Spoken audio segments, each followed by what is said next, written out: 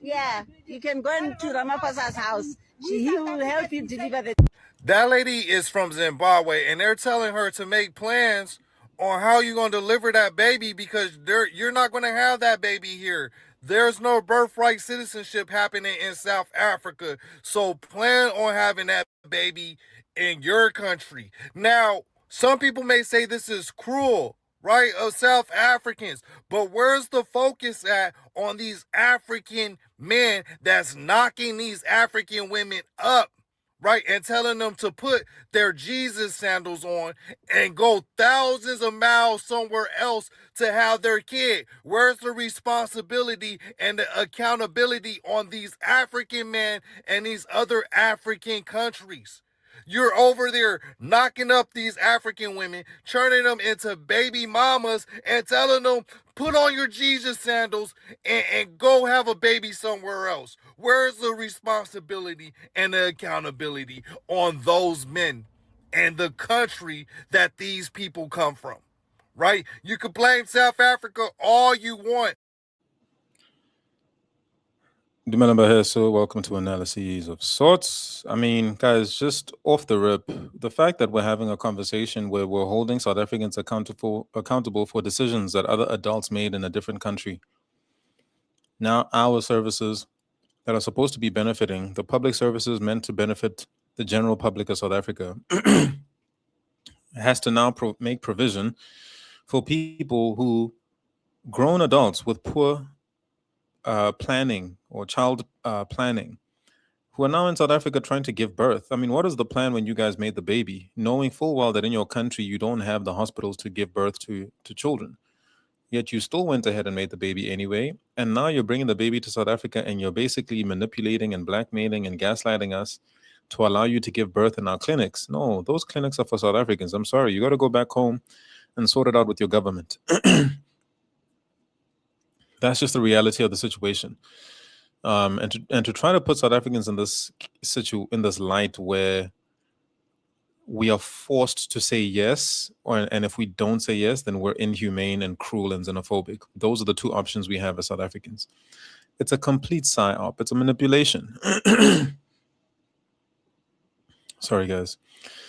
So we're constantly put in these weird positions that we have to defend ourselves in, where it's either we say yes to the detriment of our own people who will not have access to clinics because they're full or filled with foreigners, therefore our people die. Or if we say no, then the media assassinates us and calls us xenophobic. That's the catch-22 that we're in as South Africans. And I hope people with common sense are realizing what's going on. A lot of you are facing the same problem in your own country, so I know you understand the perspective of South Africans.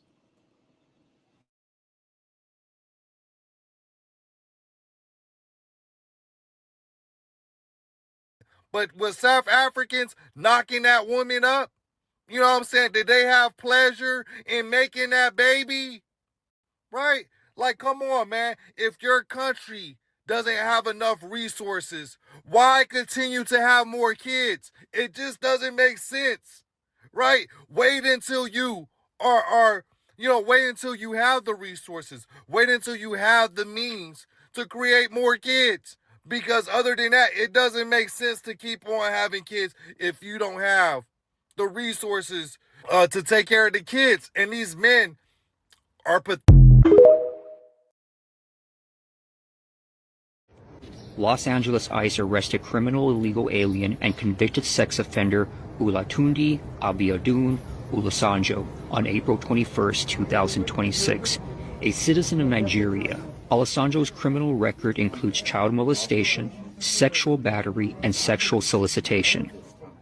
This is what ICE is doing in Los Angeles. Now, this man is part of a broader operation. ICE is out there targeting foreign nationals with prior criminal records, and he was one of them. This Nigerian man, 53-year-old, I can't pronounce his name, but yeah, he's one of them, and he's right now in ICE custody, and they're putting removal orders on him right now as we speak. But yeah, this is an ongoing operation that's going down in Los Angeles. They're targeting foreign nationals with prior criminal records and trying to get them out of this country ASAP. And he happens to be one of the ones that they caught in this bigger roundup. But yeah, this is the people that's out here committing crimes against children, right? Committing crimes against children. Why would you ever want to defend someone like that to stay in this country?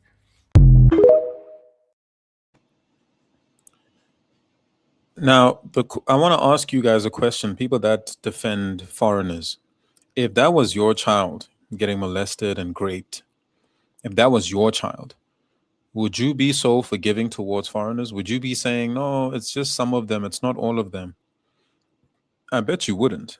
If it was affecting you directly, you would not only want to see justice, but you wouldn't want any more Nigerians in your country at the risk of somebody else suffering or your other children suffering at the hands of these criminals and terrorists. Anybody that says, oh, it's just some Nigerians, does not respect human life, because what you're saying is that all the people that the lives of the people they've already destroyed is inconsequential. It doesn't matter. It shouldn't be counted because, oh, it's just some. Some is already too many because of the number of lives that they've destroyed. Use your brain.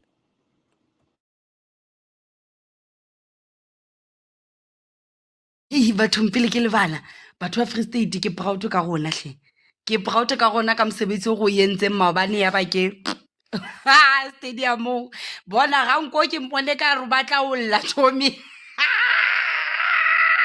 jo a re sele batho ba Free State shame a re feng ya rona trophy.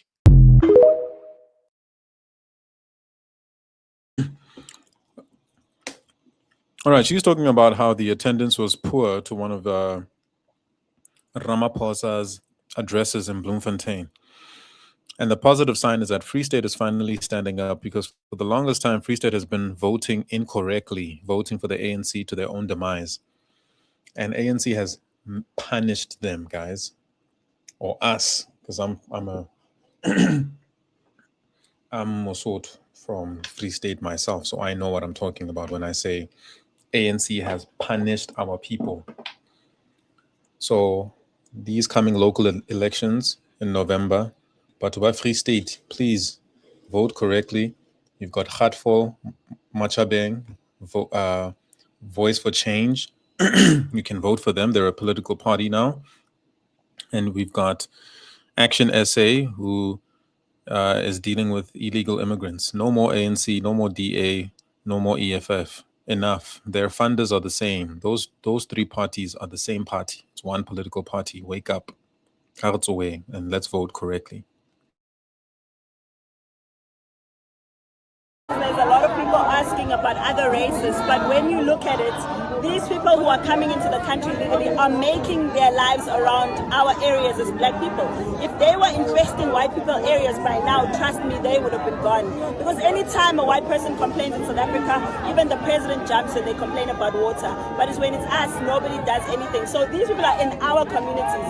They're not in white neighborhoods. They're not taking jobs of white people. They're not taking over businesses of white people. Doesn't that sound like America when it comes to undocumented immigrants? They send them to the already struggling communities with lack of resources or limited resources, and you send all these people, right? South Africa already has like one of the world's highest unemployment rates. I want to say it's between 30 and 40%. And could you imagine 3 million? It's been estimated that you have 3 million undocumented immigrants in South Africa. Could you imagine the type of pressure that number placed on these communities that's already struggling with the highest unemployment rates in the world, right? She stated that, hey, those people, they're over there in their community. They're not coming over here and taking any of the resources. They're just minding their business, right? And you have these other Africans talking about, well, how come these South Africans, the black South Africans, don't go against the YT people? And my question is not my question, but my statement is they always want you to look the opposite way once they're doing something. It's not like these African immigrants are coming over there to help them overthrow. No, they're coming over there to take the resources and to get the jobs. And this is a place where you have one of the highest unemployment rates already and limited resources. They're just recovering from apartheid, whatever they went through. And then you have people coming over there taking the resources. Now, them, you know what I'm saying? Them giving them 50 lashes, like, busting out whips like Django. That's crazy. But yeah, I understand where she's coming from. Guys, you got to really think about this. In a country with the highest unemployment in the world, why do you think South Africa has the highest unemployment? It's not like the jobs are not there. It's that the jobs are being given to foreigners, legal and illegal. It's a systematic replacement of Black South Africans. Apartheid did not end. All the PR publicizing the end of apartheid was just a dummy freedom that was promoted to the world structurally and systematically. South Africa is still the same as it was during apartheid. All they switched up was the complexion, the color of the politicians. The system is still being enforced by the Black government. What is apartheid? It is the exclusion of Black people from participating in the country. Black South Africans, that is. In bringing all of these immigrants into the country, you're essentially saying, we don't need Black South Africans anymore. We will replace you. And because these immigrants coming into the country look similar to us in complexion, it's harder for people to identify the genocide that is taking place. Like he said, even in America, they send the immigrants to the poor Black areas. It's a systematic replacement, right? It's the oppressor saying, we're replacing the slaves. We're turning over the slaves and bringing in new ones who are desperate for the opportunity to be under us. Africans have always been sellouts. That is the history of African people. They sold their own people into slavery. They sell out any opportunity that they're given. They're not loyal to their own cultures, let alone race. I don't even believe in race, but they're not even loyal to their own cultural groups. And that's what those are the people being brought into South Africa to create a buffer between the people who are guarding the status quo, who are the politicians and the celebrities, etc., who are there to protect the status quo. That's their job.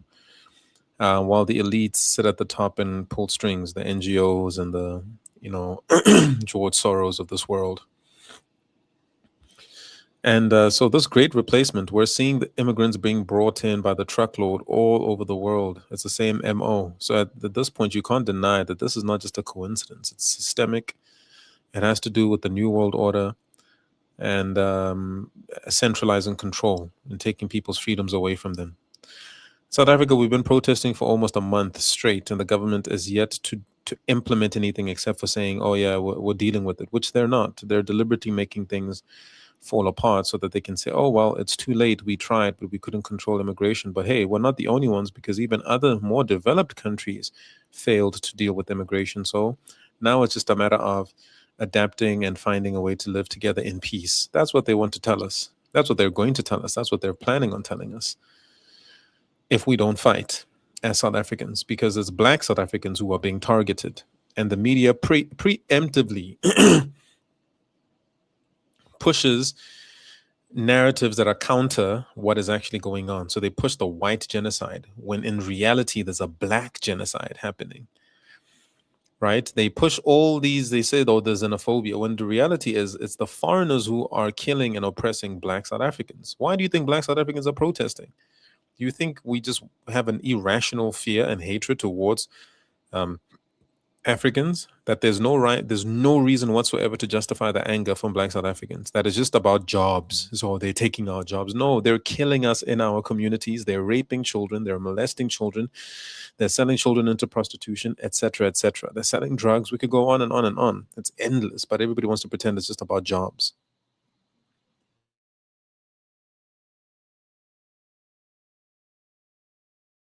I'm coming. So I'm just saying that in as much as we have this effect, you get, but somehow they're helping the economy. You get, okay. They are helping the economy. Okay. But they are causing an environmental effect, which we can still deal with. You can manage. We can manage. But Nigeria but now the problem is Nigeria don't come to cause environmental effect and help the economy. They come to cause mental problem.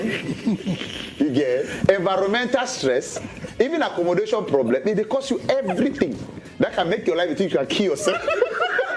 You get that, my brother Samuel. I'm not here to sugarcoat it. We get. I'm not here to be emotional. I'm here to be very practical because these things are these are political, economic, and social things that we determine to make ourselves comfortable within a country. Right. South Africans have every right. Okay. If they say everybody should go, they want to be their country, they want to face their government. Pack your bag and get out. Okay. So now that they don't want to go, no, if they don't want to go, now that's another problem. It's not for South Africans to take the laws into their hands because at the end of the day, the South Africans complain that they have been cohabiting with people for 30 years. They are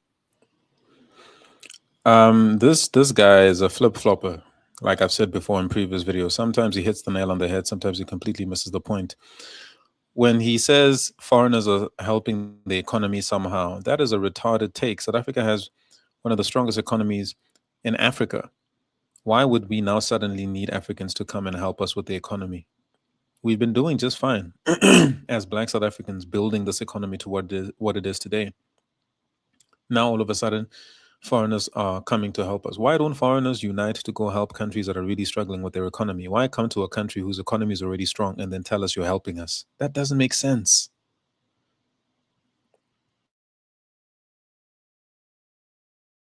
Had issues. They have not had issues, but they've been channeling this thing to their government. Yeah. Okay. You understand? But now the government is like it's being compromised. Yeah, it's reluctant to do it. Yes, it's reluctant to do it, and the thing is always getting worse. It's not even getting better. About the political structure. You understand? So at the end of it, it's South African. So how are they going to do? They will carry that trade for what town now? No. Because they have been protesting, just like what the other Nigerian guys said. That they go through the protest, but they don't tell people that it's the foreigners that are causing it. But the South Africans has understood their own structure.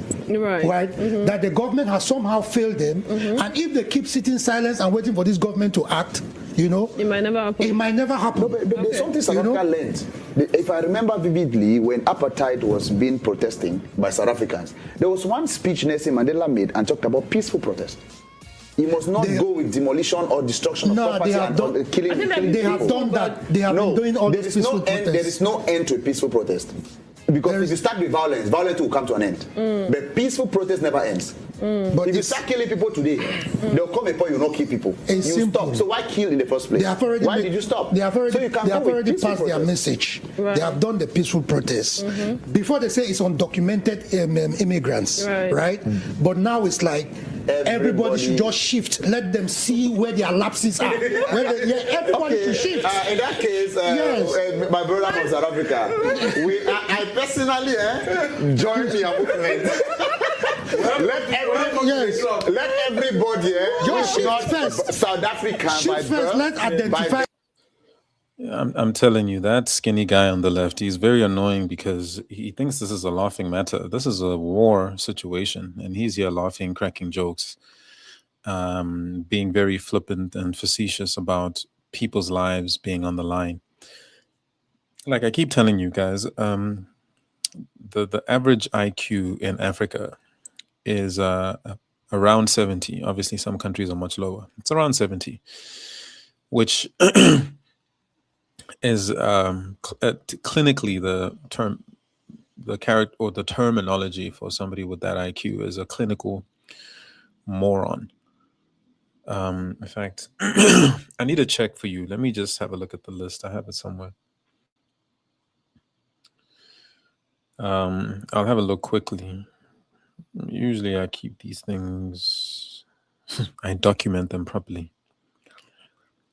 But I want to just find this. I want to read to you guys what the. So, for example, in Nigeria, the average IQ, it's somewhere around. Well, it's below 60. And I'm going to give you the definitions. Yeah, there we go. That's the word I'm looking for. Classifications for IQs that are that low. Because, they're dangerously low. You can't. When people are that stupid, they can't run a society. They can't.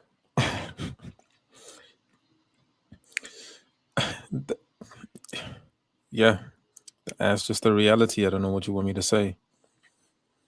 When people are that stupid, they can't govern, they can't run a society, they don't have the necessary skills. That's why you find Nigeria. Anyway, I can't find it. It's a clinical moron. Do you know that it used to be 85, but because so many Africans fell in that category, they had to take it down to 70 so that some Africans are above it. But in actuality, if you're 85 and below, you're a retard, you're a moron. In Asia, the average IQ in Asian countries, generally speaking, particularly East Asia, is 100, 105, 106. 100, bro. Average IQ. So when you see African men that have never built anything before, they haven't had generations that have dedicated themselves to developing their nations. All of them are just thinking of how to hustle and how to survive. And if things go bad, they just run to another man's country that is already built. Shameful stuff. Shameful. All those loopholes. By, I don't know, adoption or whatever means you can call a South African. If you are not a South African, Cameroonians, Nigerians, my brother, we should be packing already. So tomorrow the airport will be open and all of us home. This question now, like this last thing I wanted to say. Right. This issue can lead to, we try to kind of see it like it will not bring down our unity, but it can. No, of course. If the 54 countries go to their 54 countries develop their countries, OAU will function. Why would I go to South Africa to do what there when I'm okay at home? That's true. I'm going to go and see Soweto, whatever is there. Soweto. Some said in Soweto, I'll go and arrest them. We'll be doing African tourism. We don't look for one main leader like CAF. Yes. We don't look for one main leader Fix like your side, I CAF. fix my side. When I want to come to your side, I go and spend money You can't come here, I spend money. and do things and come back. Case closed. Yes. So that's our judgment. Yes, everybody go home. South African brother, are you still there? Now that your government is a bit reluctant towards helping your cause, right, sending foreign nationals, especially the illegal migrants away, what measures have you decided? Are you just going to continue beating people, looting shops? You know, what are your plans? What are your plans? Well, the reason organizations, you can hear me, right? Yeah, we can. Okay. The reason organizations like Operation Dudula and March and March exist is to actually avoid the violence. Because originally when South Africans started taking, like ordinary South African citizens started taking matters into their own hands, it was getting incredibly violent. People were getting killed, people were getting burned and all that kind of stuff because of people's frustration. You know, like I said, it's not just a matter of people taking jobs, because if that was the case, they would attack the other Africans that they don't have a problem with. It's a matter of the crimes that they commit. That's why people end up resorting to such things. But all of us don't agree with that. That's why we have organizations like Dudula and such, you know, in order to, to do it properly in such a way that nobody gets harmed, nobody's business gets looted and things like that. So we want to have more movements like that will make sure this thing is done properly, because we can't keep relying on the government, because the police can easily be sold. Because remember, these people they're selling powder. and they have these huge cartels where they can buy off the police, they can buy off politicians and things like that. So we can no longer rely on our politicians. We can only rely on the people on the ground who have these types of movements. So we aim to get more people to join the March and March, to join Operation Tutula, but to do things properly and not doing it in such a way that we look like hooligans to the world, in spite of the fact that I kind of understand the frustration of people, you know, but at the end of the day, it's important how you're viewed, because you don't want to scare away investors and things like that. So my answer is yes, we'd like to have more movements like that, or at least increase the number of people who are helping Operation Tutula and March and March to make sure that things are done properly. So yeah, that's my answer to that. Okay, so marching. I mean, we've lived with people from outside of Africa, South Africa actually, for 32 years. 32 years, in millions and millions of them. But if you walk right down the road, you'll find that they now are taking over buildings. There's prostitution, there's drugs, there's cartels, there's mafias. Everything in this country is a fertile ground for criminals to thrive. So we're not getting the best of the best when it comes to immigrants. We're getting those immigrants who are running away from their countries because they know that they are criminal elements, and our government is just letting them be because they want to paint them as victims. They're not victims. Cinda, how are you determining that these are illegal foreigners? Because I mean, we know that already last week General Mkhwanazi did say that there needs to be a way to verify, but how do you verify? Well, it's not our job to verify, but when we're marching, when we're doing operations, there's always the police. It's their job to ask people for their papers, and if they don't have papers, then obviously they're illegal. And we've had a number of people, every single place that we go that is a hub for foreigners, there's tons of illegal. Very few of these people are documented, actually. Very, very few. And the ones that are documented are not behaving and carrying themselves in this manner that these that are not documented are. And that is the problem that we have today, is that everyone is being grouped with the same type of banner. When we talk about illegal immigrants, nobody wants to hear the part about illegal. You all just want to say foreigners and xenophobia and whatnot. We are talking about people who crossed the border or who flew here with no documents and then started building a life for themselves. We don't know these people. We don't know their background. We don't know what type of crimes they're running away from in their country. But we're supposed to just integrate with those people and life must carry on, because if we don't, then we're xenophobic. There's nothing xenophobic about wanting law and order in your own country. And this thing of calling us xenophobic is not going to work anymore, unfortunately, because we don't care what you label us. We really don't care. Call us whatever you want to call us, but South Africa is not going to die at the extent of people trying to tell us what to do in our own country to make sure that it's surviving and it thrives for the future of this country. So what do you make then of the criticism that you're only targeting black African foreigners? Look, I don't think... Bruh, these journalists are asking just pure propaganda questions. Then no one's addressing the issue of illegal immigrants. No questions about illegal immigrants. The questions are framed in a way to make South Africans who are patriots have to defend themselves because of the bad press. And that's how they're shielding that's how they're shielding illegal immigrants, because there's no accountability. Nobody's pointing the finger at them as far as the media is concerned. They're trying everything to make South Africans appear in a bad light by asking questions that make us defensive. We have to not defend ourselves because, oh, you're saying we're xenophobic and we're this and we're that. These are not good questions because they're not going to the heart of the matter. Why is the government letting in so many not just illegal, but just foreigners in the country? Uncontrolled immigration into South Africa. Anybody with a working brain knows that when the government does that, it's with the intention of replacing the native population. It's an ethnic cleanse. That's what it is. Anybody with a working brain knows this. Criticism is abnormal. Criticism is normal. But like I said, anyone who's criticizing us, criticize us with something in hand.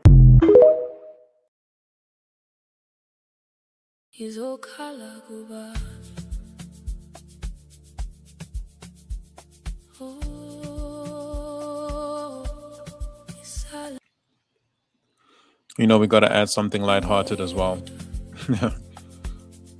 Date cancelled. She's a baby mama to an undocumented migrant, of course. Can we fix our own problems peacefully? because lokho abakwenza kulelizwe 100% sure and guaranteed ukuthi in their own countries they can never allow such thing to happen. I remember one day kuthiwa so thola visa on arrival in Nigeria ngangaba nonkosikazi wami, that was 2016. Sajika eKenya ngoba ivisa singakwazanga ukuyithola, yabona, ngoba umthetho wakhona uqinile. Lelizwe elinjani elivumela wonke umuntu. Njengakhuluma udaba la izolo ukuthi izolo akekho umuntu ongafika sama nomfowethu ndabandaba ongafika emzini wendoda yakhile bese efike elala nezingane zakhona zonke ezimithisa zonke, akafiki nemfazi, akafiki namuntu, ekungabi indaba zalutho. Asike lapho izingane zakhona azenze zibe ngomahosha futhi adayise nezidakamizwa, ngoba inhloso yabo ukuthi bazi-organize kanje emveni kweminyaka mhlawumbe u-10 kuya 20 lelizwe bafuna ukulithatha kube ngelabo. That is their ultimate goal. How do you ensure that your participation does not fuel xenophobia? It's not at all xenophobic. Among alawa abantu abayizahluleki. When you have failed, you just point things around. There's no xenophobic, there's no racism, there is no tribalism. Here we need to start asking these journalists to define xenophobia, because what do you mean when people are protesting? How do you ensure that it's not xenophobic? What does that even mean? We're protesting to our government that we don't want these. There's too many foreigners in the country. You can't say that that is xenophobic. You can't. We, the people of the democracy and the republic, are supposed to outnumber any foreigner. If we lose that, then it's no longer our country. That's common sense. So look how they're asking these questions. They're framing them. And I'm so disappointed that it's black women, predominantly black women on the ground asking these horrible questions. Black women, again, they're sellouts. I'm sorry. Of course, we've got some that are that are very patriotic, but majority of black women in South Africa are sellouts. They will sell the country out in a flash just for a wad of money, a wad of cash. They'll do it. And that's what we're seeing here. We're fighting this uphill battle, not only against the system, but also against sellouts, obviously politicians themselves who are predominantly men. So yes, I take accountability for that. But corporately, you find a lot of black South African women who are sellouts. They're working happily for white monopoly capital. They're aiding and abetting these illegal foreigners. They're marrying them, giving them children. It's unbelievable. One thing, as we are here in Pretoria, from KwaZulu-Natal, Tina no singalwempi, usingalwempi, sithi-ke obaba omkhulu bethu nokhokho bethu abanqobe sandwana akabe nathi kulombhidlango idolobha nedolobha South Africa, every corner of South Africa. Can everyone stand up? We need ophakela umthakathi, ongizwe, no Jacinta, to make sure that we clean up and sweep all the provinces and all our cities, because all cities are looted as a result of these illegal immigrants that are here in our own country. Thank you very much. Thank you. Our government listen to us? Listen to us. We are angry and we are tired and we are fearless.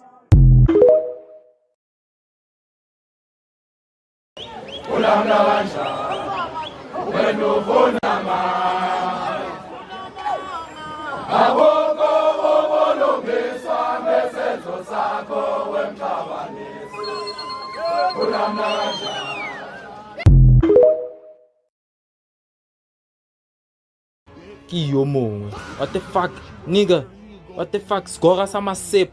This is fucking trash. I don't know. Na le problem ako sa khole ngondo.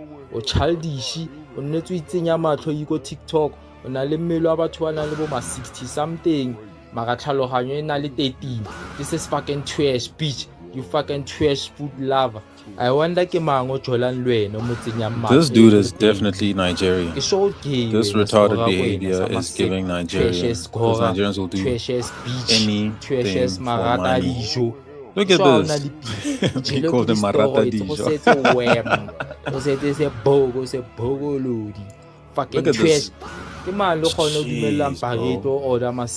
This is what happens when you let Nigerians into the first world country. This is fucking trash. Hey man, but Trash as this bitch. man is Ke cooking sure him with the wena o na le commentary though. Let me di-jeans shut tsa up. ma-Nigeria wena ka go bona a ke go shebile so o nkga lekhwapa la ko Niger o nkga anyanese trash as bitch le beefy la stata le beefy le childish. We are fucking tired of this shit, my nigga. Stop eating too much. Stop eating everything. I don't know the restaurant tse why di go promote go to jama sepo bo jiva dilo tse tsa wa re Kenya. This is fucking trash, bitch. We tired of this shit, man. Bitch.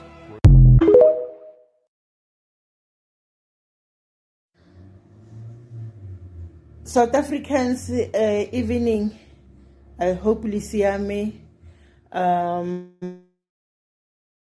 Ke Lolo Gape from Progressive Forces of South Africa. I'm being tagged in my video in Tate Mkonazi. Ya Kuzange, the March and how they carry the initiatives. What he's saying is also right. But he's saying it at critical time. I believe for us as citizens to end up taking that decision is because we are already tired. And the avenues that he is outlining, we know them, especially us who have been on the ground for years now. We know those things in that. And we have tried them and they are not working. Your colleagues in Tatem Konazi are making extra income. It's not a secret on what they are doing. We carried out raids, I think 3 to 4 raids, targeting the spaza shops the time the kids were dying in Pretoria West. Home Affairs was there. We called in Home Affairs. We had meetings with all the relevant stakeholders. Home Affairs was there. Health inspectors were there. TMPD was there. SAPS was there as a leading stakeholder on that raid. We gave them the places where they need to go. We were also present. The dockets were opened in front of us. Statements were taken. Home Affairs processed the 205 in front of us in Tate. We were there. The foreigners that were legally by then within the country, they were let go. The foreigners that were illegal in the country, they were arrested. And then what happened? They were kept wherever, whether it was in a cell or whatever arrangement they had with our law enforcement, we do not know. They were kept away for 6 weeks. When we were doing the follow-ups, we were told, no, some are already on Lindela, some are whereas we know very well that the process say they must go to court.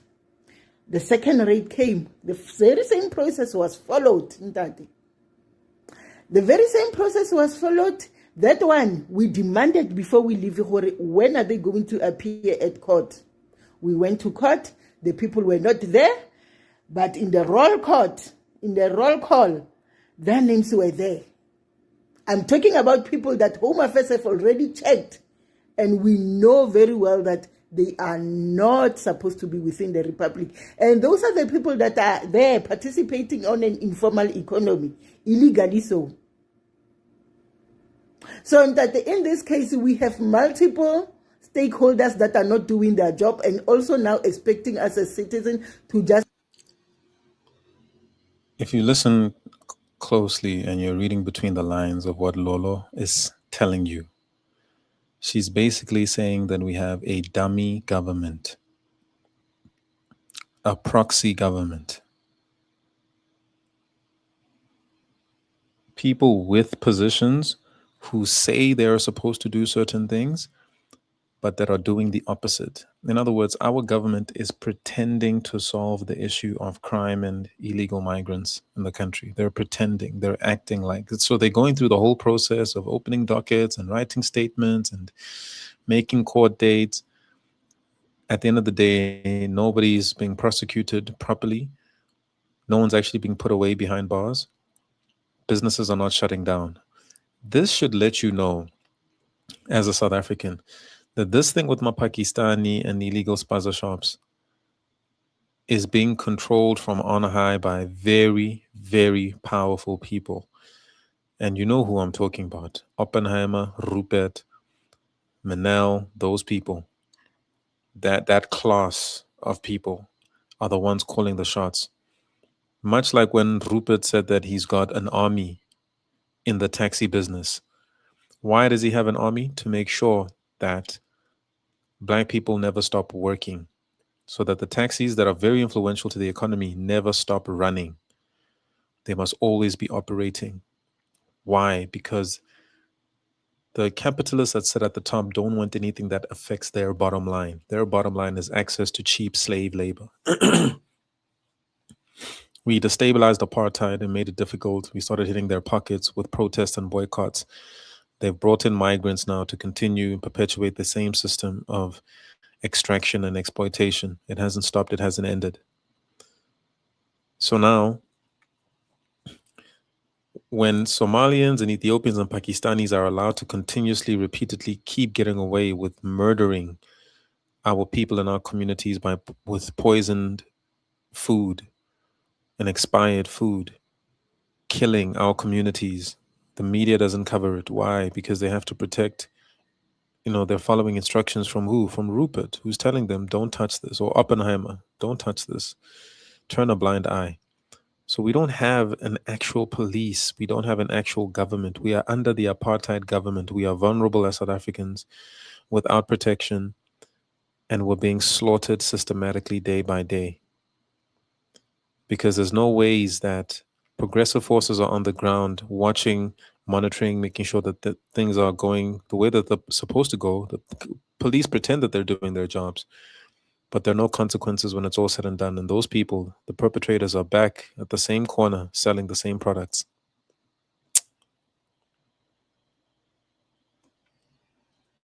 Look and await them to have a wake-up call or whatever that is.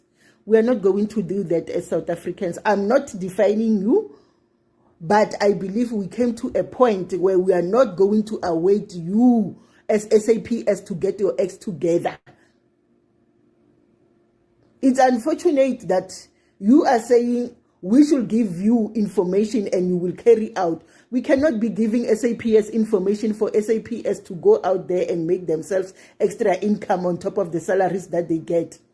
South African police service officers are one of the best top payers police in the continent, but they are one of the most corrupt police within the republic. They don't mind to sell a stamp sa police station for 50 rand a lunch. They do not mind to a foreign national. As progressive forces, we can provide you with a fully documented report of all those raids. The names, everything, what happened at what store, when, how, the passport number, everything, what Home Affairs said, all those things, we have them. We also sent our own report because by that time, the station police was doing as if they're doing the right thing, they're working with us. I'm sitting with an information of a factory that got over 80 illegal foreign nationals that as we speak, the recruiter of those foreign nationals, this is their last month collecting the debt where they now borrowed the money from the company, looked for somebody else to try and get the papers for those foreigners. I'm talking about people who have more than a year or so working in that company, illegally so. We are sitting on it. We took the very same information, gave it to the police officers. They called the stakeholders, the NA joint or the prof joint. I don't know which joint was it, but they went to that factory. The report that followed is, after that raid took place, the very same men in blue, the ones who we gave the information to, took the CVs of their families and then went to that very same factory and say, put our people in there. The report and the information that we have, we know those people. They share the employment number, they share the personal number, they share the address, they are illegally in the country. They all have the acknowledgement of debt in their pay slips. We have that information with us as progressive forces. So I'm talking about one factory. There are many. So who must I go to? If the Department of Labor was there, SAPS was there, Home Affairs was there, we know because the information we gave them is a verified information, is the information that. And this is for all the people that want to lecture us on following the correct protocol and the correct procedures. Here, you're hearing this lady saying we followed all the right channels and still no prosecutions. Still no justice for South Africans. Following law and order to the T. We're being made to follow bureaucratic processes straight into dead ends deliberately to try and frustrate us because these problems are created.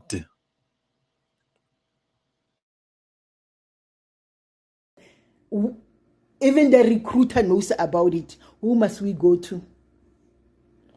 What are you expecting? We have people that need those jobs.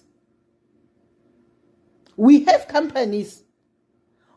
Please tell us what must we do. Don't tell us about the station commanders that are corrupt. Don't tell us about many in blue that are very corrupt. Give us solutions to our problem.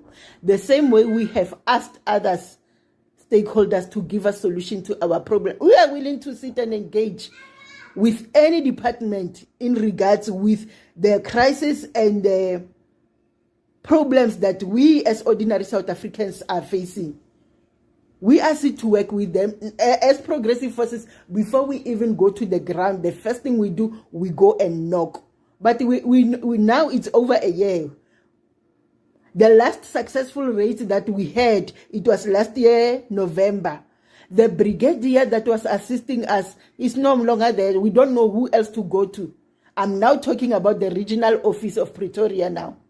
She's no longer there. She came last year, June, July. When we went back after the holidays, because she helped us with the rates from June, July, August, September, November. December, we stopped. And then January, we were supposed to go back there because the ones that we carried out with her leading or with us giving her information, she helped us with that. Because we decided that the station commander that we must go to, the police station that must serve us, is not doing justice. We jumped them and then we went to the superior. So the person in that office that was doing the job, she's no longer there. Now we have to sit now and then rethink on who can we trust again, which is a process to build a relationship with a police or a department. Any department takes time. It's a process because we have already know and we already experience the pain that comes with dealing with people that are selfish and are wearing uniform. It's not our will to go to the street and do the things that people are doing. It's not our will for us to close the healthcare centers. But we cannot sit when our fellow family members are unable to get chronic medication because it's the clinic or the hospital doesn't have. And then the people who should enforce the law that says if you are legal within the republic, you must have your medical travel insurance are not there. If you are illegal in the country, you must be arrested. If you are abating a foreign national, you must be arrested. At the current moment, we are sitting with a justice that say people that are foreigners in the country must get ref. To which account? Number one. Are they not abating a person as justice? Number two. So it means each and every department, you guys, it's something that we mentioned, you are not talking to each other. We are talking about South African taxpayer, people that wake up and contribute to the fiscus of tax. We are saying a bus coming from Zimbabwe getting an accident in Messina on their way. All those 67 people, if they get into accident, they are entitled to claim ref. Is that fair? Is that the law that we as South Africans, we must sit and accept and say, it's okay, it's our Ubuntu? That it's not possible. Until the system gain back our trust and do what is right by us, we will stop doing the things that we are doing. Until South Africa benefits South Africans, that's when we will stop the things that we are doing. Till then, in that I cannot promise, not as progressive forces, that we will stop the things that we are doing on the ground in trying to mediate the situation that we are currently facing on the ground. Ke a leboga.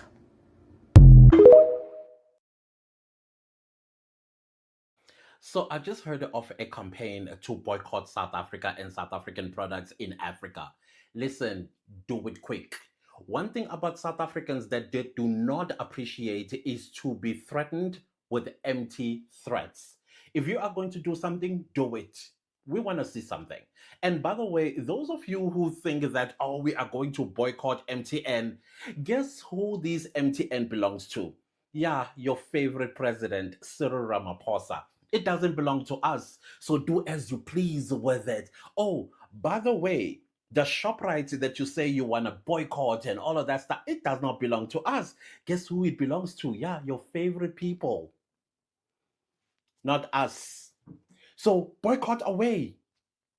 And if you think for 1 second that we are going to stop our campaign on restoring the good reputation of our country, our sovereignty, our safety, and the future of this country, of our children, because y'all came to South Africa with nefarious ideas and plans, we are still pushing ahead. We are warriors in this country. Learn about us. The history is everywhere. Oh, these days you have ChatGPT, you even have Google, you have Gemini.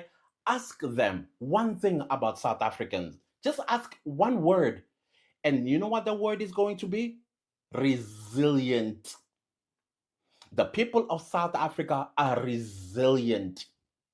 So if you want to take on resilient people and think because you are going to boycott this and boycott that and boycott that, you need to learn about our economy and the structure of our economy. It doesn't touch us even in a bit. The people that you want to punish, you will not be punishing them. You'll be punishing your favorites. Yeah, the people that you are up in their buttholes where the sun don't shine. So don't threaten us. Do it. You are cowards. That's why you're making these threats on social media. The least that you can do when you wake up tomorrow morning is to not go support a South African product. I want to see something. And then South Africans, I'm glad that you know yourselves. I mean, we do know ourselves. Every time when they throw the word illiterate, they say South Africans are illiterate. We have the best of the best education on the African continent. I think we rank number 2. And our population, highly educated, from basic education all the way to tertiary education, including expertise. Some of these expertise, we offer them to these very ingredients of people that think they are going to manipulate us with things that don't exist. You help nothing during the days of apartheid. And let's let this one lie. These are the African countries that help South Africa: Angola, Tanzania, Kenya, Zambia, Malawi, Botswana, Mozambique. These are the countries that are enshrined in our history books. Nigeria does not feature there, or Zimbabwe for that matter. As a matter of fact, Zimbabwe, the way it's featured as a coward. Yeah, that's why they ran all here, because they are afraid of an old age. Both Nigeria and Zimbabweans are afraid of old men. Old men, and then they turn around and say we are uneducated. What universities that are ranked at least in the top 3 from Zimbabwe? From Nigeria? Top 3. And I can tell you the top 3 positions is South Africa. The top 5, South Africa. That also includes the educated population on the African continent. We are in the top, well, let's say top 5, top 3, and top 2. Where's Nigeria? Where is Zimbabwe? The delusion that you guys live in is, it needs to be studied. It needs to be studied. Or on the other hand, how many kids drop out of school in Nigeria again? That's how much children drop out in Nigeria. And then you want to call us illiterate. Far from it. Far, far from it. All that you have to do to prove what you want to say, look it up first so that you don't make a complete fool of yourself. I see Americans are jumping on board and learning a lot about Nigeria, and they are disappointed in you guys. All big mouth, but little tingling dings. There's a dead body lying in Lagos for the past 24 hours. Where are your ambulance? Why everybody just keep passing it as if they don't see a dead body in the pavement of Lagos, in the city? Right across the road from the body is a police station. So guys, it's currently, what's the time? It's like 10, almost 10:30, it's 10:27. I got to work around 7:40 something. And this body is still lying on the road. This is like over 3 hours later. The emergency services I called, You know, it's funny because Nigerians love to say that South Africans are uncivilized. But look at their country. They got dead bodies lying around and people are just walking over the body, walking past the body. Nigeria is a jungle. It's not it's not fit for humans. This is why Nigerians are so desperate to leave Nigeria to experience civilization for the first time. They come to South Africa to experience civilization for the first time in their lives. To see people standing in line, in a queue, that's culture shock for them. They can't talk about South Africans. They should not open their mouths. It's insulting to us. hours ago, someone called me back to ask me if I confirmed if it was an animal and not a human being. How the fuck would I mistake an animal and a human being? How? How do I not know the difference between an animal and a human being? And they said, fine, they're going to send somebody. It's 10:30. They've not sent anybody. The body is still lying there. People are still passing by. And guess what? I'm understanding that people are scared to call because they would think that they had something to do with it. Because the first person I called was asking me what my name was. And can they still reach me? They want to see me. What do you want to see me for? Namikilam? Like, I'm tired of saying how much I hate this country, so I just won't. But it's 10:30 something and this body is still here. And I'm sure by the time I leave this office and come back by 5 o'clock, it will most likely still be there. Mind you, in all of this, road safety office is just across the road. Like, it's literally across the road from this place. And the authorities will say that they are not aware that something like this is happening. Nigeria is a big fucking joke. I say this all the time. Nigeria is a joke. It's a clown show. Because what do you mean that this person has been lying on the road for hours? And God knows that. I'm sure that this person was here long before I saw it. I'm sure this has happened probably at night or in the morning or in the early hours of the morning. And nobody has done anything about it. I'm sure someone must have reported or someone must have, some level of police must have seen it, because earlier I saw a Hilux car come here, they looked at it and they moved away. I'm sure they would have seen it and they're doing nothing about it. What's the Lagos State governor's name? Waiting with that man's name. Sanwo-Olu, do something about your state or do something. And y'all have systems in place? Come on. Anyways, let me go back to the threat. Boycott. Boycott. I want to see something. Please boycott. And I saw a lady in Ghana, and I know not all Ghanaians support her. She's calling for all South Africans to leave Ghana. Question is, how many are there again? How many are they? But I saw a lot of Ghanaians pushing her back, saying, no, South Africans will stay. Thank you to you guys, because you understood that video everybody saw. An illegal Ghanaian was in South Africa, not only illegally in South Africa, but also committed corruption with their paper. And I know Ghanaians are law-abiding people. They will not support something like that. Even the guy himself, He acknowledged what he did was wrong. Anyways, boycott away, please. MTN, whatever it is that we have there, doesn't belong to us. Isn't you guys throw it at us? Oh yeah, your economy is in the hands of white people. Oh, your land is in the hands of white people. So go ahead. You're not touching us in the slightest. In the slightest. But you are going home. Your people in South Africa are going home. That much we promise you. You see, we don't threaten, we take action. And they are leaving. So boycott away. When you wake up in the morning on the 25th of April, let's start the boycott. Let's see. I want to see something. Okay. Good luck with that.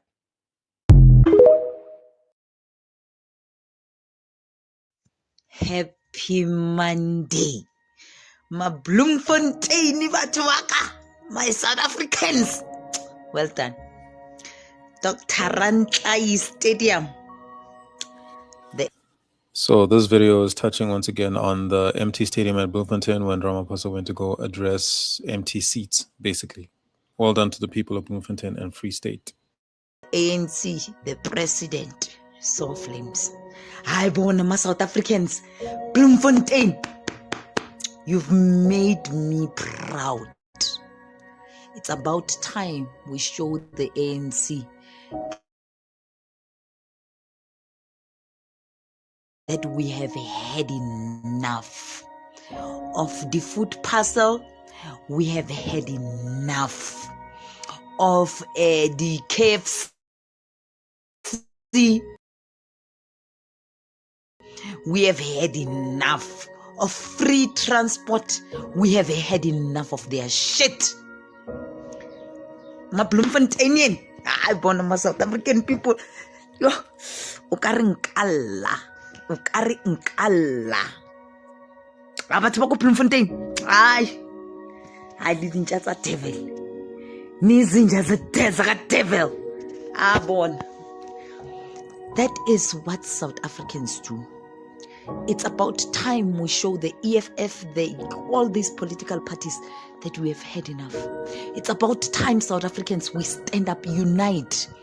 Stop being divided by political parties because poverty is hitting every household. It does not know the ones that vote for ANC and the ones that vote for DA. Right now, it's a holiday. It's a holiday today. Freedom Day. Let me show you. I want to show you. On Freedom Day, I want to show you today. What do we call it? Freedom. Freedom Day. Freedom for what? For shit. Let me show you. Freedom Day. Lebon. Ke batla go le bontsha Freedom Day. Bona. Lebona ke pompo. Lebon. Look. Yalla, a gona metsi bona. Kang ka Freedom Day. Ko kae? Ko Soweto. Kona leti. Lebon. A gona metsi bona. Ka Freedom Day. Ke kwala ki e lebon. La bona ke kwala. La bona ki e. Ke e bula. A gona metsi la bona. Kwa gile jwa. Freedom Day. What are we free from? What are we free from? I can't believe it. The only freedom we have ke a re queue same queue le mahua. Re kena same toilet. That is the only freedom we have. We don't bury at their cemeteries. We don't go to their churches. We don't have businesses like them. We don't have land like they do. We don't take our kids to the same educational institutions. We don't have money that they have. We have poverty. That's what we got from the ANC from 1994. That is what our grandfathers, our mothers voted for. They voted for shit. They voted for poverty. They voted for unemployment. They voted for drugs. They voted for alcohol. They voted for us not to have electricity, us not to have water.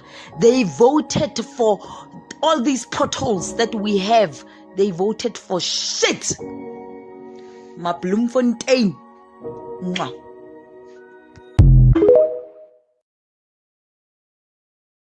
So I came across this report on Instagram, and this is a statement from a well-respected statement in Nigeria former President Chief Olusegun Obasanjo. And this is his take on the protest that is going on in South Africa right now, and also the issue between South Africans and Nigerians and the role that Nigeria played during the apartheid regime in South Africa. Now, before I dive deeper, I'm just going to read from the headline, okay? Let's read it together. During the Mutala's regime, we gave Angola $20 million, which was 12 million naira. Nigeria Airways helped them have access to the outside world. We did the same for South Africa. I want you to take your time back and read that headline again. We gave Angola $20 million, which was 12 million naira. My people, this is evidence to prove that Nigeria is progressing backward. There was a time $20 million was not even up to 50 million naira. That is to show you how strong and stable the Nigerian naira was. Oh, how the mighty has fallen. Fast forward to 2026, what is the value of $20 million in Nigeria today? If you convert $20 million to Nigeria currency today, it is about 27.6 billion naira. That is how low the Nigerian currency has fallen. And even with the devaluation of the naira, to some Nigerians, Nigeria is still the giant of Africa. But I digress. Let's talk about the role, the contribution that Nigeria made to the South Africans, the black South Africans precisely, during the apartheid. Mind you, this is something that started as a regular narrative, but now it has turned into rhetoric that Nigerians fall back on whenever issue between Nigeria and South Africa is brought up in order to defend Nigerians and their actions in South Africa. Because whether you agree with me or not, Nigerians are feeling somehow entitled. To them, they are entitled to special treatment in South Africa because they supported South Africa during the apartheid. And that is where this emotional blackmail is coming from. Because whether you agree with me or not, it is an emotional blackmail. And the crazy part is that the figure is not accurate anywhere. It is all speculative.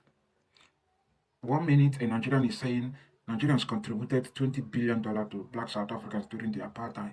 Next minute, another Nigerian is saying $20 billion. Now, a state man is saying $20 million.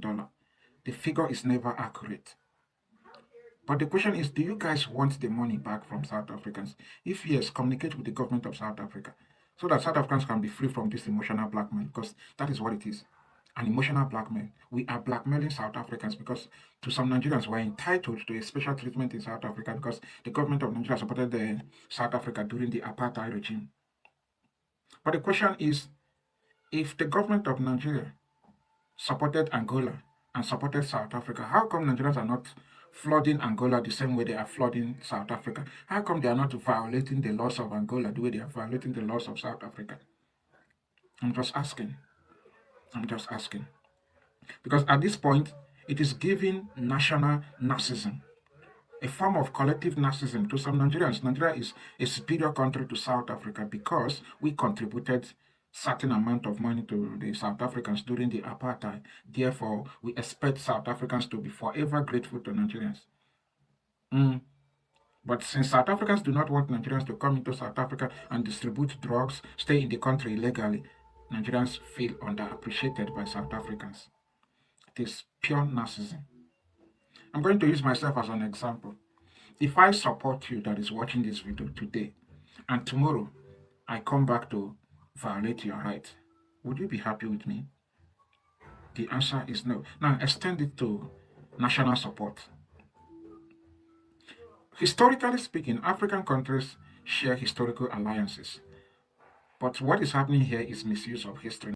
Past national support from Nigeria to South Africa or national alliance does not grant the Nigerians the right to travel to South Africa and break their laws, disrespect South Africans to the level where one of them is crowning himself a king. Yes, national support, national alliance, historically or not, does not grant any citizen the right to travel to another man's country and break their laws. Let's call it spade a spade. Let's not forget the fact that the resentment, the hostility that South Africans are displaying towards Nigerians today did not start overnight. Nigerians triggered South Africans, and the Nollywood industry, the Nigerian movie industry, aka Nollywood, amplify this by constantly producing a movie where a certain Nigerian will travel to South Africa, become a drug dealer. 3 years, he will come back to Nigeria and buy a car, become a millionaire in Nigeria. Who promoted that stupid narrative. So somehow, we actually contributed to what is happening to Nigerians in South Africa today. And let's not forget the mannerlessness of the Nigerians in South Africa right now. Some of them, even right now that protests is going on in South Africa against the illegal foreigners, there are still some Nigerians in South Africa right now. Some of them isolate themselves and some shut down their businesses temporarily, hoping that sooner or later things will pipe down and they will move on. Sometimes we need to look inward. You don't know me, I don't know you. But I like to be objective. Movie that promotes us. So the plot goes that a Nigerian comes to South Africa to sell drugs for 3 years, and then he goes back home to Nigeria and he's a millionaire. How did this movie even get commissioned? Because they're telling you out of their own mouths that this is a hustle. It's a path to riches and success. Isn't that xenophobia against Black South Africans? To even make it a movie, something to celebrate, a movie and something to celebrate. That this is a path that they're trying to basically indoctrinate their youth to take. That, hey, if you want to become so rich and successful, go to South Africa, sell drugs to Black South Africans, destroy their lives, come back and buy whatever you want in Nigeria. Isn't that xenophobia? I mean, what is xenophobia? Why target Black South Africans who are innocent and have done nothing to you? Isn't that xenophobia? What the hell is xenophobia?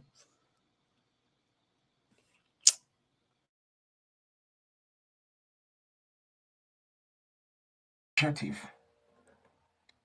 I like to be objective. So I'm not saying that a single criminal act should be used to justify an entire nationality. But when you look at it logically, it is within the right of South Africans to fish out every negative element in South Africa, be it a living thing or non-living thing. Let's call it spade a spade. Valid criticism of crime committed by Nigerians in South Africa should not be measured with xenophobia.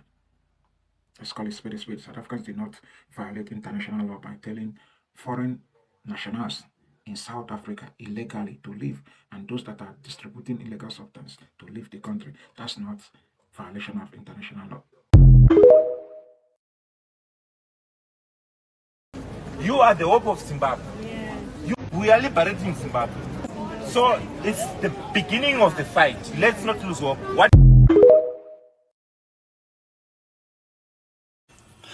Do you know that xenophobia actually started in Ghana, not in South Africa? Yeah, most of you don't know about this because this happened in 1969 when most of you right now weren't born back then. And there wasn't internet for us to push or speak about it like we are speaking about xenophobia in South Africa. Now, in 1969, Ghanaians chased away Nigerians and other African nationals from their country because, say, they're taking their jobs, taking their wives and all of that like South Africans are doing right now. Then, in 1983, Nigeria as a country retaliated, and that's when it came about the whole Ghana must go by chasing away thousands of Ghanaians away from Nigeria. Then we started hearing about South Africa. But most of you don't know about this. Everybody speak about South Africa as xenophobic country. Yes, we understand that they are xenophobic, they're violent. Ghanaians chased away foreigners, Africans from their country diplomatically. And with violence, like South Africans are doing, that is why South Africa is ranking. But you guys should go do your research and know about this story. Turned into the next. I choose to live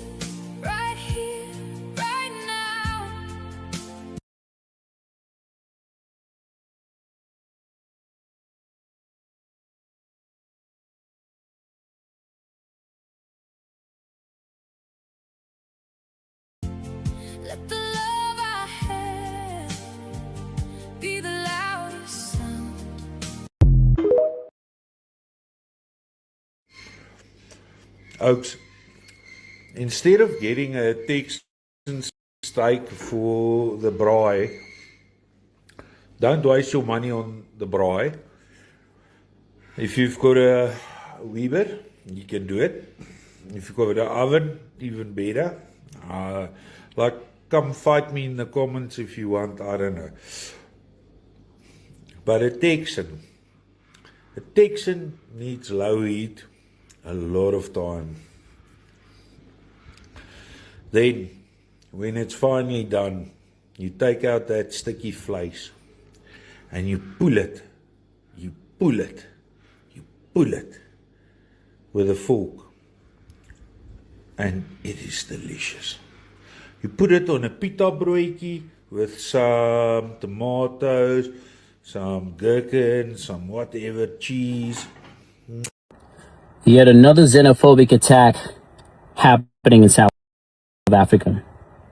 Can I share that this is not a reflection of us South Africans? Not at all. This is not who we are. There's a small group of South Africans that is making sure that this news becomes continent-wide by these xenophobic attacks. Most South Africans, I repeat, most South Africans are against this. Sadly, we are quiet about it. This is led by Jacinta. Now, the question I always ask myself is, why is she not doing this march to march in Cape Town, where there's a lot of Germans, French, Netherlands, and Americans there? Why is she not doing it? And I lived in Cape Town, so I know Cape Town pretty well. She knows damn well she does not stand a chance there, and that tomorrow morning there will be a number of massacred bodies under her name. She doesn't want to take that chance. Instead, she wants to attack the vulnerable and the weak. You know, I really, really love when people like this think their opinion could truly matter to the masses. I really, really laugh. And here's one thing I really think about this. When you look at his background, you see that this guy is living large and living the life. So it's easy for him to come around and tell you people, blah, blah, blah, blah, blah, blah, blah, where he's not feeling anything. Where he's not feeling anything. He said it himself. He just exposed himself and totally showed why he is not eligible to open his mouth to talk when South Africans are talking. Because you cannot sit down there and tell yourself that you feel the pain that South Africans have been going through for a very long time. And then you want to talk about Jacinta. You're sitting down in your coziness and telling us that these are small groups of people doing this thing, blah, blah, blah, blah, blah. Whereas South Africans, Galston or whatever the blue-eyed freak is with contact lenses had the nerve to speak out against what South Africans are fighting for, tells you that he's a CIA agent. He's a CIA operative who's been sent to cause discord amongst us. To speak on the march as if, oh, these are just small groups of South Africans is insanity, because it's happening nationwide. And for him to say, oh, why don't they go to Cape Town to go protest to white people? Well, I have the same question for you, because you're an African immigrant yourself. Why don't you go fight the white man to get our land back? You fight him and lead the way and show us how to do it. If you're not scared of the white man, you go fight him. You don't have a problem with the white man, right? You said it yourself that you lived in Cape Town. But do you want us to have a problem with the white man? Why? Why do you want us to have a problem with certain groups of people but not other groups of people? You think black people, black South Africans just woke up and decided, oh, we hate Africans for no reason. Africans didn't do anything to vulnerable black South Africans. See, this narrative and the way that it's being framed, that the vulnerable are the immigrants and that the aggressors are the black South Africans. Why would we be aggressive to people who haven't provoked us or done anything or who've done no harm to us? Why would we be aggressive against them for no reason? When did that start? All of a sudden. So it makes no sense, this narrative that is being pushed. Anybody with half a brain would be able to debunk this immediately. And this Galston blue-eyed freak dude is just exposing himself more and more to be a CIA operative who's fighting against the voice of South Africans. And he has the audacity to be running for mayor. Again, the audacity. Where do you get the nerve, the cheek to run for mayor? Who sent you? Till this day, we don't know which country he comes from. He just says that he's a South African. You see what I mean? Because he knows if it were to be investigated, we would find out where he's from and who he is and who sent him. So him speaking as if he's a South African is very dangerous, because foreigners have already started to assume our identities to speak to the global masses, because the world can't distinguish between us or amongst us as Africans. So they're already stealing our identities to drown our voices. Including whites in South Africans, can bear witness to the fact that South Africans are suffering owing to the influx of foreigners with loads of criminality. With or without South Africa, we all know that when foreigners come to your place, the natural thing is that majority of these people come with the intent of what they can take from that society and not how much they can build that society. It is only white skins that I know that in their superior way of thinking, even if they want to take certain things from a society, what they first do is they try to develop that society so that out of that development they can be a part of those reaping from what they had developed. I'm telling you, it's just like let me give you a narrative so you understand. I'm a football fan. It's just like Lionel Messi going to Inter Miami and not allowing them to pay him. So what he did is like, he said, I know my value. I know I'm always in the situation or in the nature of building. So what we're going to do is we build. I'll help you people build this club up to a particular level. I know my value. I know my worth. I build it, but this is my percentage. That is exactly how white people think. Because these people have been not taught to take glory and bragging rights only in what they had built and not what is been given to them. And this guy will sit down here and tell us, South Africans, you think we don't know what South Africans are going through in the hands of Kwirikwiris? You think we don't know? And when the chips are down, when the whole thing is done on South Africa, on how they are lost, this one will just step in. This one will just travel. This one will leave. This one will just leave immediately. South Africans have termed their irresponsible girls Jolofina, but this one is a male Jolofina. You're a male Jolofina and you should be ashamed of yourself.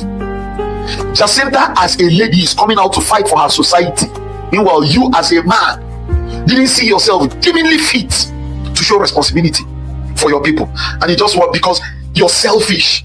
And the funny thing, you notice that one thing that is common with all these retards, I'm pretty sure this one must be a South African that has an affiliation towards a Nigerian, or probably had married a Nigerian or something like, because the word Jalofina is not just resident, it's not just limited to females. So there are male Jalofinas. Yes, there are male Jalofinas. And then you're coming out to try to deceive the people. Oh, these things happening in South Africa just by a small group. And you're enjoying yourself. When South Africa finally crumbles in the hands of Nigerians, you will travel to UK, travel to US, and wouldn't fight for South Africa. Shame on you. And the common thing amongst this set of people is that they would always try to incite statements on South Africans on how they are fighting foreigners or the Kwirikwiris, but they can't take it to white people. I'll make a different video on this. I want to straitjacket it on what South Africans will feel the moment they succeed in expelling white people. Other African countries, like especially Nigeria, will now be very happy and they will tell themselves, finally, South Africans will come back and suffer what we've been suffering. I'll make a different video on that. But one of the things I'll tell South Africans is that these are periods when a lot of deceptions will come your way. But as long as you people focus in showing that for a very long time you people had understudied, you people had taken time to understudy the B's and the P nots, the ifs and the if nots, in knowing what your target, what your focus is, you people will definitely overcome all this trash, especially in overcoming Nigerians. A lot of things will come around, a lot of propagandas to deceive you people, to distract you people, to guilt trip you people, to play psychological warfare on you people, using the word xenophobia and all those things. But as long as you people remain resilient, all those people will still come back to congratulate you people. And if I were you people, I would beat them silly.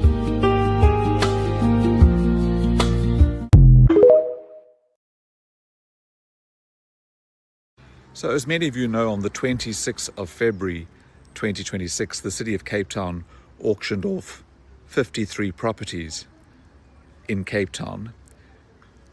And included amongst those 53 properties was the iconic Good Hope Centre.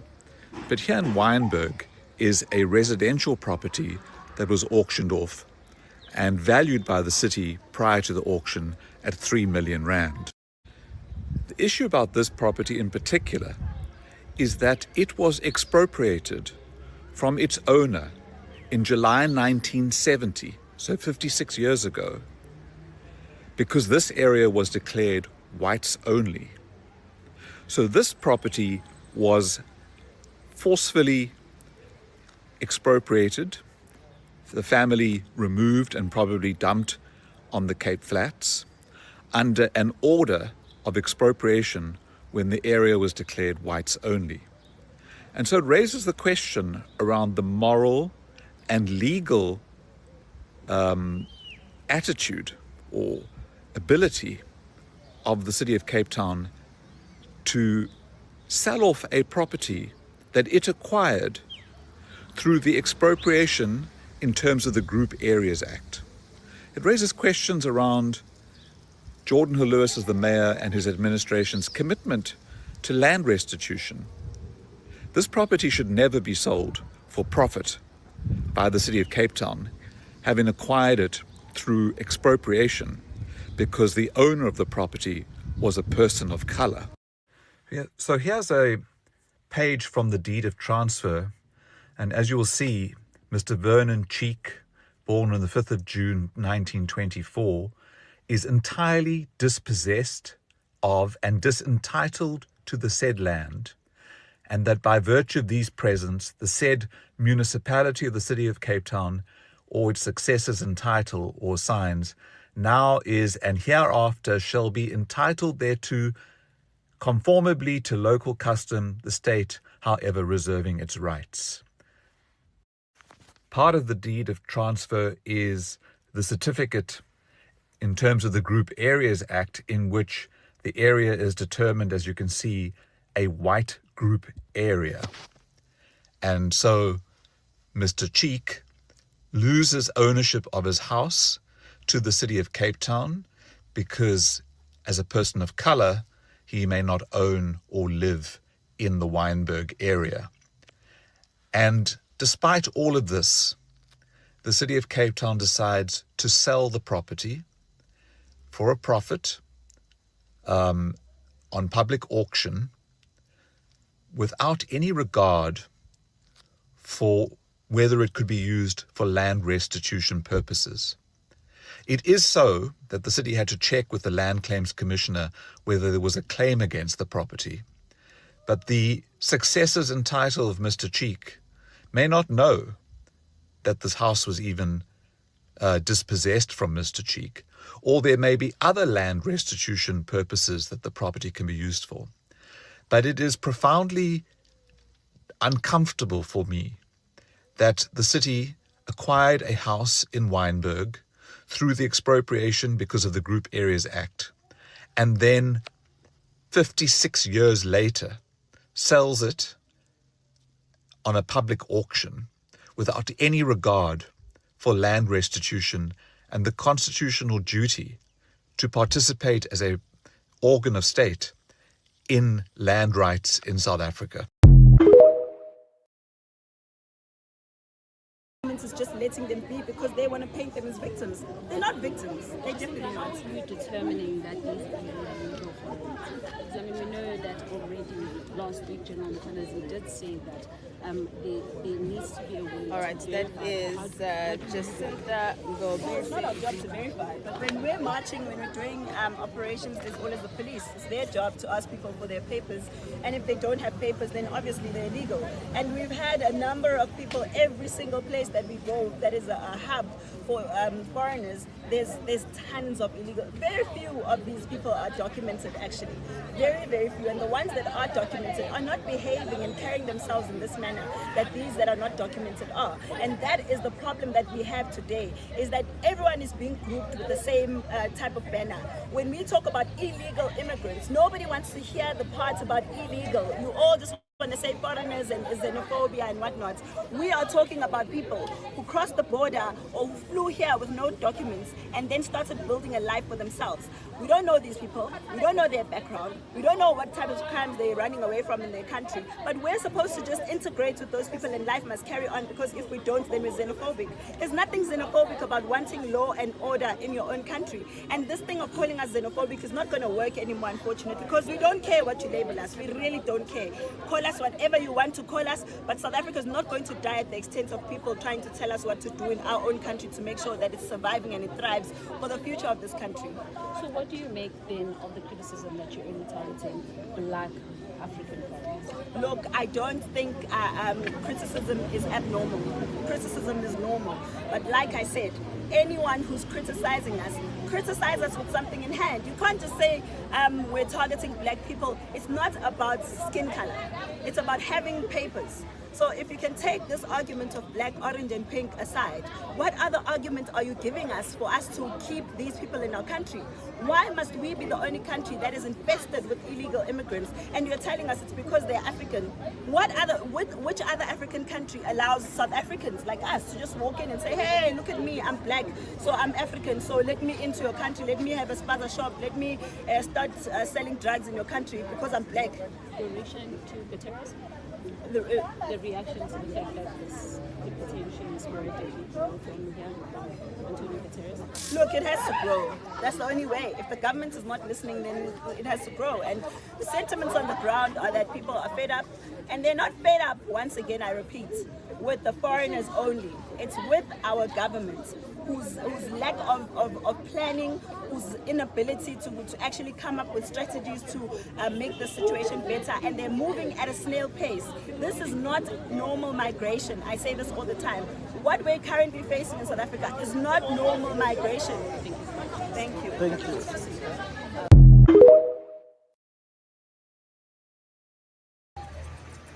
You told your time, you told your time. You told my spot the Ajoa. The Ajoa can share it for the answer. Only the answer, my eye. You told your time, I put some mask on the Ajoa.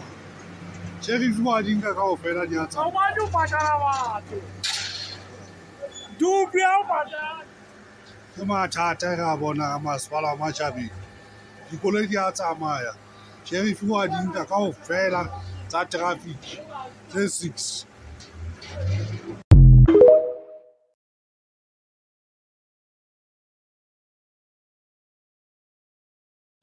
I mean, that is wild. For cars to be getting repossessed, cars that belong to the traffic department are getting repossessed by that guy.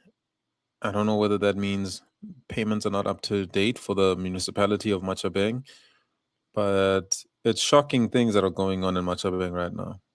It's a total collapse of ANC government, total collapse. And I hope, like I said, the people of Free State stop voting for the ANC. Stop it. Stop voting for the DA. Stop voting for the EFF. Stop.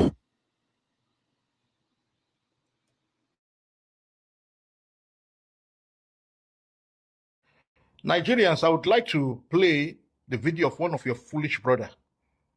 I'll play it for the whole world to listen to. Our foolishness will never end in our generation if we don't change our mindset. I want you to listen to this video, watch it first, and I'm going to roast this bastard after this video. Nelson Mandela was a beggar who was begging Nigeria government for help, begging Nnamdi Azikiwe, begging Olusegun Obasanjo for help, and Nigeria government gave South Africa, look at the newspaper here, $61 billion to support South Africa to fight the apartheid. Also, at the same time, Nelson Mandela went to Ghana, begged Kwame Nkrumah, the hero of Africa, for money, for help. Kwame Nkrumah gave South Africa Nelson Mandela money. Also offered to give some of the useless South Africa citizens Ghana passports so that they can travel around the world to be begging people so that they can join them to fight the apartheid, to fight the white people that is oppressing them. Today, Nigeria and Ghana, they help you to liberate you from the white people that were oppressing you. You will open down your smelly mouth to tell the son of Nigeria and the son of Ghana, say, go and fix your country. When Nelson Mandela was begging Nigeria and governor, your useless father were busy taking alcohol. Your useless mother were busy doing prostitution that gave birth to all these bastards South Africa. They don't have father. Most of these people doing xenophobic attack against West Africa citizens, they don't know their father because their mother was a prostitute. They don't know where they are coming from. They don't know their history. And we will teach you your history. We will tell you your history because all these HIV positive people, most of these xenophobic attack people, they are HIV positive, they are bastards, they don't know their father.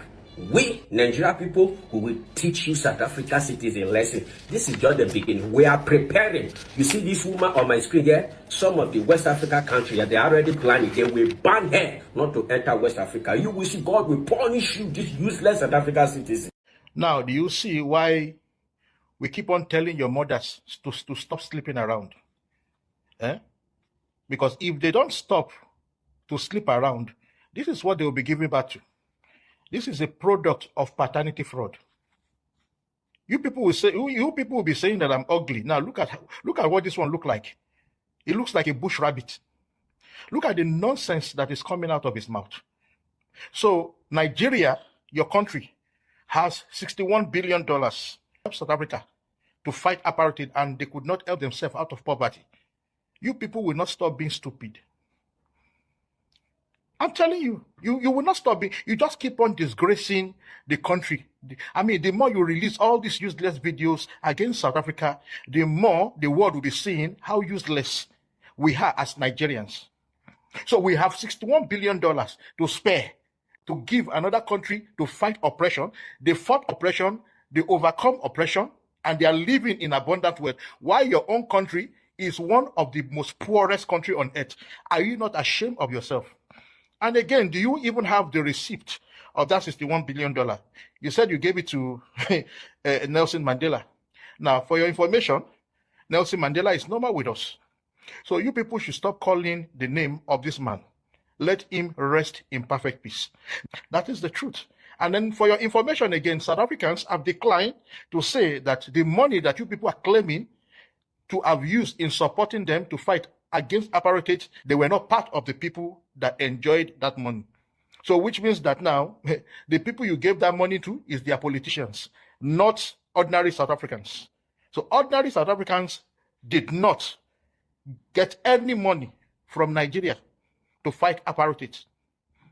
So whosoever you have given your money to, go and hold them to ransom and leave South Africans alone. Haven't they paid enough?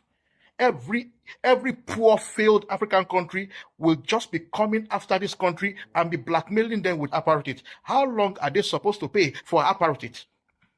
Their government gave you people free education. Their government gave your children free hospital and everything. You people have prospered in their land. You people have destroyed the sovereignty of their land. You have disregarded their land, their culture. You have disrespected them. You sold drugs to their children. You ran their children mad. You turned their children to zombie. And then at every opportunity, you'll be calling apartheid, apartheid.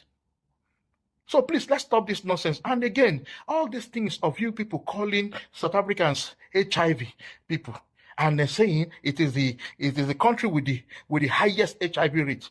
Now, let's discuss how did we come about these statistics.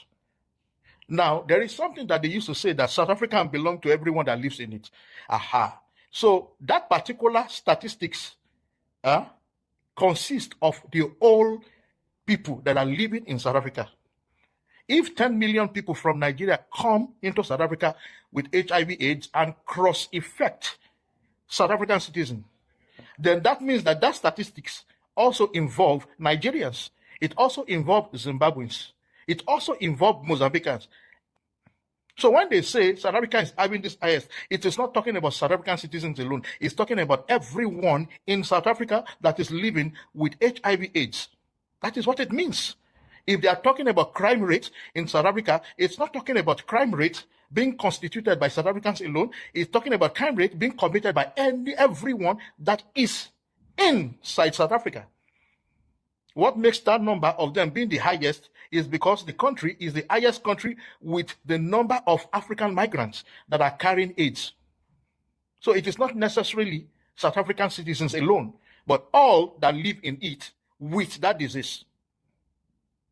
So let's stop all this nonsense, all this talk about apartheid, about this, about that. Your Nelson Mandela was begging. Even if Nelson Mandela come to your country to beg for assistance, did he break the law of your country? Did he disrespect your country? Did he sell drugs to your children? Did he rape your mothers? Did he rape your sisters? Did he pimp your children for prostitution? Let us stop this nonsense. Let us go and fix our country as they have advised us to do. That is what they are doing. And if you think that African countries can come together to boycott South Africa, then you are in for a big joke. The States of America that sanction countries anyhow. When countries don't abide by their rules or anything, But South African has proven to be a unique problem to the United States of America, yet they could not sanction them. Why didn't you ask yourself that question? Why? Ask yourself that question. Why? This country economically is very strong. It's a very powerful country. They've got allies. So African countries, you are too small. Because number one, there are businesses in your country that is generating billions of dollars. Your government is at least enjoying some revenue from those businesses in taxes. So are you going to boycott taxes because of one or two citizens that break the law in their country? All this threat shows how stupid and how myopic we are in our mindset as Africans. You want to boycott a country that is thriving economically so that they can become poor like your own country. You should be ashamed of yourself. Nonsense. 20% of the cars that were stolen in Washington, D.C. in 2025 were shipped to West Africa. A large portion went to Nigeria and Ghana. Beginning in February 2025, Detective Wilkes began investigating a pattern of vehicle thefts in Northwest D.C., mainly centered on our 3rd and 4th districts.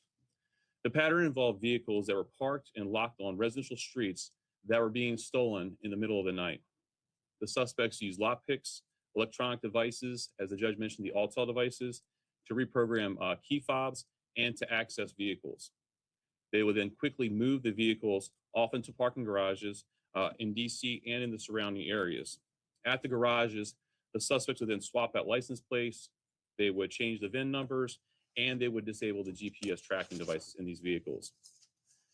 Our investigation revealed that this group worked to transport many of these stolen vehicles out of the country. Vehicles were moved through at least 3 ports up and down the East Coast, including Savannah, Georgia, Baltimore, Maryland, and Newark, New Jersey. Vehicles that were stolen here in DC were located as far away as Western Africa. As Detective Wilkes uncovered the size of this criminal ring, we engaged our partners at the United States Attorney's Office, the FBI's Washington and Baltimore field offices, and the Prince George's County Police Department. So far, we've connected these suspects to 117 vehicle thefts that occurred in 2025 in the district. To put that number in perspective, that would account for 20% of all the motor vehicle thefts in the city so far this year. We believe these suspects are connected to additional crimes, and we're following up on many more cases. 20% of all the stolen vehicles West Africa is responsible for, Ghana and Nigeria, and in Washington, D.C., that's a huge percentage. Now, what they did, they switched out the license plates before they shipped them, and then the containers that they shipped them in, instead of labeling them as automobiles or vehicles, they put furniture on the label. So it draws less attention to a container that has furniture versus automobile or vehicles. And then they went to Ghana and they went to Nigeria. Man, that's insane to be responsible for 20% of the auto thefts in Washington, D.C.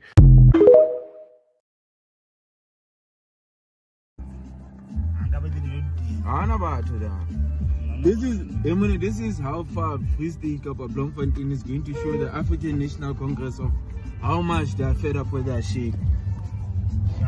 This is the statement. People are protesting. It's protest. What is this Freedom Day that we are going to and listen to the president while he's one of the same people that are having us suffer on Freedom Day? Freedom Day. How is that possible? You don't have money for taxi on Freedom Day. You know that there's a reality to most individuals here.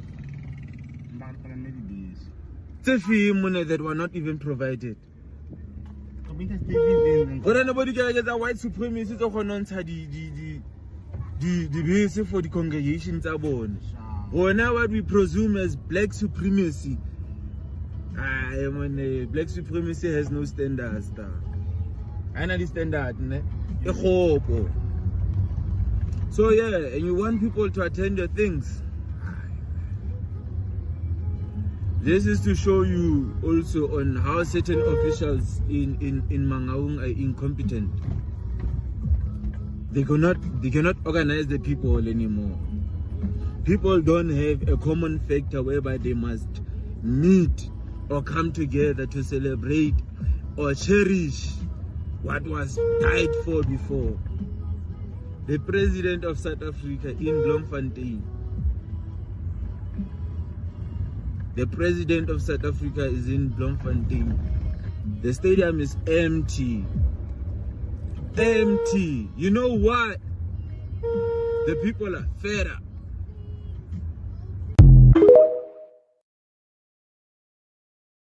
Why don't we take these people that are so saying, listen, it's 30 years, we should just move on. Let them go and sleep in that shack for a week. 100%. Take a taxi to work, go and ask for a job on the side of the road, get paid 250 Rand, then choose if you buy soap or if you buy food. Sure. And then tomorrow work on the construction side again and not Thank get you, paid. JP. So that's probably something that we can do. And what you do is you get people in there and you interview them, and there's a camera and I know you're going to say there's got to be policing around it, but if you get the community to realize, hold on, this is a show that we put on. Sure.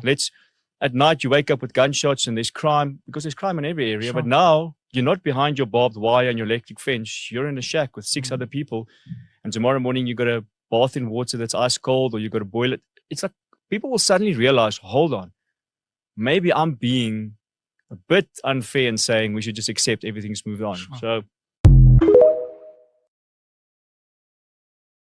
But le conversation African units ayikaze sibe khona before ever selokhu kwaba khona, right?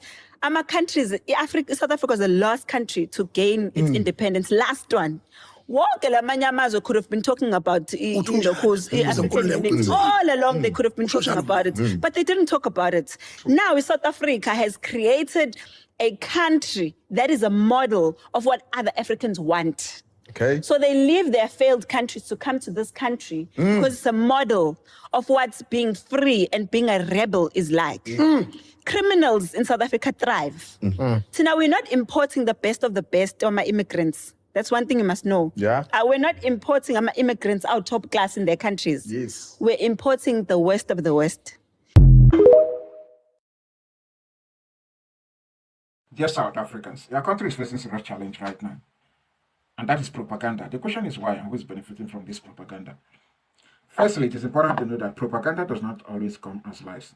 Sometimes it comes as selective truth. And selective truth can be weaponized by constantly highlighting the worst reality of the truth, the negative part of the truth, until it becomes the only reality that the people can see. And that is where South Africa comes in. Also, it is important to know that to destroy a nation, you have to tarnish the global image of that country first, by constantly designing headlines that define who they are. Every negative story from that country can be weaponized. Yes, fact can be weaponized. Now, you can criticize the government of South Africa, criticize South Africans, but when every conversation about a nation is reduced to nothing but negativity, then negative narrative is at play. And that's how we start propaganda. And this is not to say South Africa is a perfect country. It is not. It has real issues like inequality, financial disparity, wealth gap, all right, crime, unemployment. Things like that exist for real. But at the end of the day, the media is constantly amplifying the negative side of South Africa in order to create false image of South Africa and define who South Africans are through headlines, negative headlines. So we need to understand what is happening here, okay? Under psychological warfare, propaganda is one of the greatest instruments. And if you want to weaken a country, you attack their image, the global image of that country. Yes, by defining their stories through negative headlines. And the world will judge them based on the headlines, not based on the full story. Okay? So, in psychological warfare, propaganda is very, very important because under propaganda, you will find nation branding. And there's negative nation branding and positive nation branding. Right now, South Africa is experiencing negative nation branding. And please, before you come to my comment section to attack me, I'm not saying that South Africa is a perfect country or South Africans are perfect. No. I'm simply saying that the issues in South Africa are constantly amplified by the media without proper context, without comparison without acknowledging the positive aspect of South Africa. No disrespect, but the media is biased. The global media outlets, when it comes to reporting stories from South Africa, there's no objectivity. It's becoming perception management. And stories like this influences investors. So the goal is to weaken South Africa, destroy the global image of South Africa. That is the goal. Until the power is given back to white South Africans. Don't let the media fool you. And I'm not saying that what South Africans are doing is 100% perfect. No. But at the end of the day, South Africans are not the only people protesting against illegal foreigners. Go to Europe. In different countries in Europe, people are protesting against illegal foreigners. Even in South Africa, in Ghana, the Ghanaians are protesting against Nigerians. They want Nigerians out of Ghana. But the media is not amplifying that. The media is constantly showing a video of South Africans confronting foreigners. So the media is promoting the negative aspect of the protests going on in South Africa in order to sell a negative image of South Africa to the world, because the goal is to weaken the image of South Africa before the world, damage their image, tarnish the image of South Africa, because black leaders are in charge. If South Africa is giving back to white South Africans today or tomorrow, the negative image of South Africa will be wiped out. Yes, this so-called manipulated crime rate will be taken out. Because when white people fail, the media don't highlight that. They highlight the best part of white people. The media highlights the best part of Europeans. They don't highlight their failure. I don't know if you understand what I'm saying. Like, European leaders are as corrupt as African leaders, if not worse. American leaders as well. I mean, look at the Epstein files. They could not release the full files because they don't want to expose themselves, so they are protecting their image. But somehow, the same people expect African leaders to be a beacon of leadership. It doesn't make sense. And when Africans fail, the media highlights that in order to justify their stupid claim that Africans are not intelligent enough to govern themselves. I don't know if you understand what I'm saying. I'm not saying that we should not confront our problems. We must do that in order to fix our countries and build a better continent. But at the same time, we must also reject narratives coming from the Western media outlets. Because if we don't do that, narrative can reduce a nation to nothing but dysfunction. And when dysfunctionality becomes identity of a nation, the people are forced to pay a huge price. Yes. This is why Nigeria is the way it is today. This is why when you talk about Nigeria, the first thing that comes to people's mind is criminality. Because Nigerians did not push back when that narrative started 2010 down the hill. Today, they are saying that Africans are not united. They don't like themselves. Europeans don't like themselves. Don't let the media fool you. They fought themselves for centuries. The Asians don't like themselves. There's no country where the people genuinely like themselves. But for sake of survival, people work together and put aside their differences without, But Africans are expected to unite, to work together in everything, to prove that unity is the way forward. No. Please, we must not allow the media to destroy South Africa's image. South Africa is one of the countries on earth today with, world-class infrastructure, top-class financial institution, with quality educational system, good healthcare system. Yet the Western media cannot highlight the positive part of South Africa. Rather, they are focused on every negative story coming out of South Africa, because black people are in charge of the country. But I tell you this for free, if you give South Africa back to white South Africans, the negative report about South Africa will reduce. Look at this. Look at the fucking state of the city. This is Rome, guys. Like the Casbah. This looks like in Bangladesh or something. Look at this, guys. Look at the state of this place.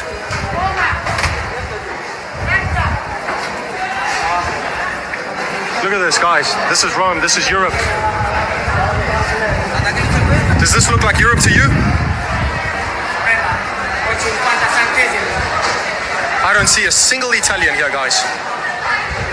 I am more Italian than any of these people. Look at this. Occhio amico mio, perché noi qua non siamo ben visti, quindi stiamo sempre attenti, occhi aperti. Sì. È una strada molto pericolosa dove spacciano e vendono roba falsa. Saying that the streets is dangerous. Sono pericolosissimi. Sì? Perché? Perché hanno i coltelli tutti quanti, i maceti. Con i maceti? Sì, loro. Che no. Tutti. Look at all these guys. Non vedere troppo.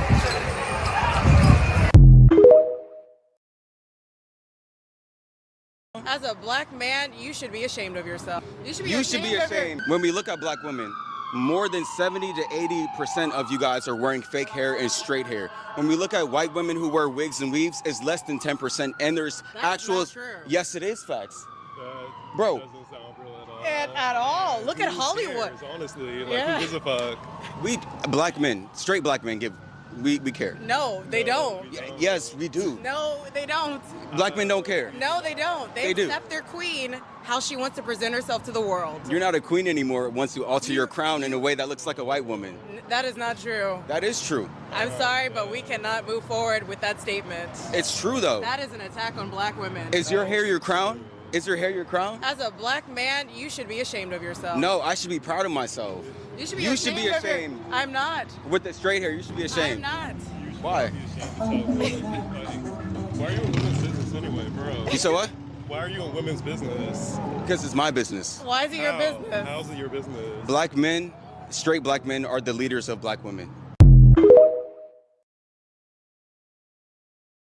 Okay, so apparently because I'm white, I'm privileged. And I've never had to struggle. I've never had to work for something in my life. I've never had to make something of my life. I just got handed everything to me. That is absolute nonsense. And there are thousands of white people that haven't had rich daddies and rich grandparents that give them everything, and they've inherited land and inherited farms and buckies, and not all white people have got that privilege, guys. There's a lot of white people out there that have struggled and worked their butts off to get where they are. And I am one of those people. I come from a very, very poor family. We struggled. I didn't have a father in my life. My mother had to raise us, me and my sisters, on her own. Sometimes I had to go next door to eat at a black family's house that were friends of ours, Tswana family. I never had enough food. I had abusive stepfathers that abused me throughout my life. Yes, the only bit of privilege I had was my grandparents saving a bit of money for us for my studies. And I went and did my Fogasa, I went and did a course, did my Fogasa, studied a bit of conservation, but I never got a job after that. I struggled. I had to phone and beg and phone and go and visit different places and beg them to give me an opportunity. And when they did give me an opportunity, I worked my butt off. I didn't get handed over, oh, there's your bucky, there's your house, you're a manager now because you're white. I was 18 years old, and I got deployed into tents in the bush with Zulu guys that never spoke a word of English, and they taught me everything I need to know about the bush. And I'm still friends with them, by the way. And then I had to work my butt off. From there, I never just got promoted. I worked, I did all the rubbish jobs, picked up dog food, did whatever I was asked to do until they gave me a promotion. And from there, I've traveled all over South Africa and worked for many different companies, worked for myself, now working for myself. I've worked very, very hard to get where I've got. And that's not from privilege, guys. It's from hard work and dedication. And people say, but we can't speak, we don't know English, some blacks. Guys, I can speak multiple African languages, not just English, Afrikaans. I speak multiple languages because I'm willing to learn and understand. People must stop thinking they're going to get handed everything to them. Because if they have that mentality, they are not going to get anywhere in life. I can promise you that now. And just because I did a last video asking black people, why don't they come together and stop bringing each other down? I got told I'm white. I have privileges and I don't understand, which is absolute nonsense. I've got black friends living in different areas all over South Africa. I have a very good understanding. So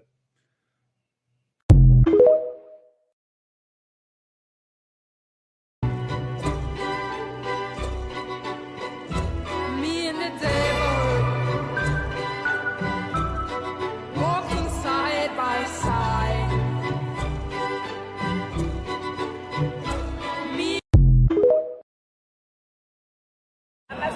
Yes, day 2 today.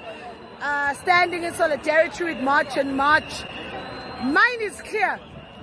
If you're a non-South African pastor, is your God that cruel that he anoints you, he appoints you, you become the mouthpiece of God, you can hear and see things directly from him, and then God will say, leave your home country, come to South Africa to help them. What type of God are you following? Because are you not supposed to be prophesying to your own president? Are you not supposed to be making sure that you are prophesying, holding deliverance, having night visuals in your own country to liberate your own country from their own demons? Why everybody run to South Africa? That is why in one street we'll have 5, 6, 10 churches. You know why? Because the churches are used as a front to peddle drugs, human trafficking, money laundering. Even if there are 2 people, 10 people, they will still be billionaires, these people. Why? Because they are peddling drugs. South African pastors, arise, stand up. And as I say, if you're a non-South African pastor and you're here legally and you're doing the right thing, kudos and great for you. But Mamelani, South Africa has able pastors who can prophesy, who can preach, who can deliver. Each pastor must work with their own government to liberate their government, to deliver their government, to make sure that their government is in order. Why all the prophecies are for South Africa? Eh?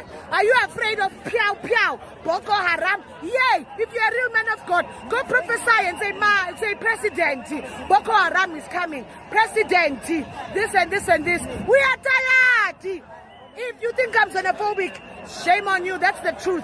We are tired of people peddling drugs, human trafficking, money laundering in the name of church. We have our own South African pastors who are able, who can prophesy and do all these things.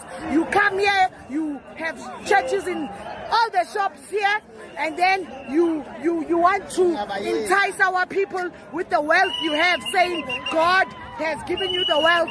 Yay! Drugs.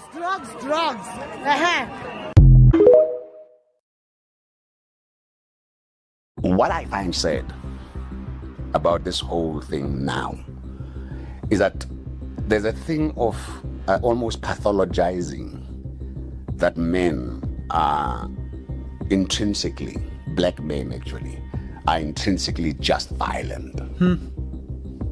And I have a problem with that. And I think also, and there's also the thing that says, oh, men have got to do the work. Men have got to do the work. It's not a one-way thing. People get into a relationship with 2 people. If I do the work, are you doing your work? And I think as far as I'm concerned, and as far as I've been at this, look what, I'm 66 now. I don't remember really sitting or hearing loud voices about the need of women having to introspect. I've never heard that. Indoda must. The man must. Yeah. You know. Indoda must provide.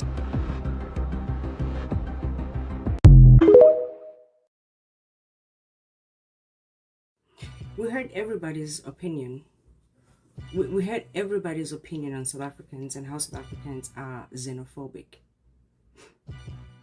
Now it's time for South Africans to tell you honestly how we really, really feel.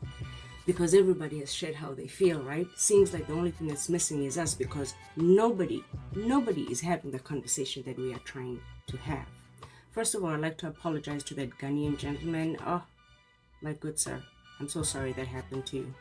That is not something that we want to see, violence. I do not condone violence, okay? So, to start off, I noticed that a lot of the people from West Africa are very opinionated in this. And I'm going to break it down in a comparison way in how it happens in the United States and how it's happening in South Africa. And then you're going to understand why there is a lot of fight back, right, to migrants coming into Africa, right? As I talk, I'm going to put some of these articles up there. I'm not going to get into them. You just go ahead and read them, okay? But they will tie into what I'm saying. Since 1994, when Nelson Mandela became president, okay, South Africans have not experienced a time where they can be by themselves and build the vision and the economy that they wanted to build. They are still scraping to achieve that goal, right? I know this, a lot of people are talking everything but what South Africans are trying to talk about, right? Yeah. So since 1994 to 2026, of course, government is corrupt and everything else, right? But the experience of South Africans, and they can point it year by year by year by year, right? How when you live in a country where you have undocumented migrants, right? When people are undocumented, they cannot work legally, so that means that they cannot pay taxes. So imagine you live in a country, right? And does this happen in your country? Just tons of people, a score of people, right? No legal documents, right? But they have businesses. They don't pay taxes, right? Who's paying the taxes, right? So you have the South Africans who are already underemployed. South Africans go to school, get educated, but for some reason, the South African government is just unable to create jobs. The amount of doctors in South Africa that are sitting without jobs, right? Now, let me tell you a story. When I first got to the United States, right, one of the things that I wanted to break out of was get out of working in the resort area that I was working, and I wanted to get established. And so reached out to my West African community that seemed to be established. I was directed there, and they were like, hey, do a CNA course, Certified Nursing Assistant, right? Once you have that certificate, you'll work in nursing homes, hospitals, you'll be able to go to school, you know, get your own apartment and even buy a car. I was like, yeah, sign me up. So I sign up, get to the school, and from the get-go, I understand that it's accelerated, which means that it was going to go fast. So that's where I learned that taking my nurse CNA certificate, it took 2 weeks, okay? You're going to find out later that it takes 6 to 8 months, a regular course for this, right?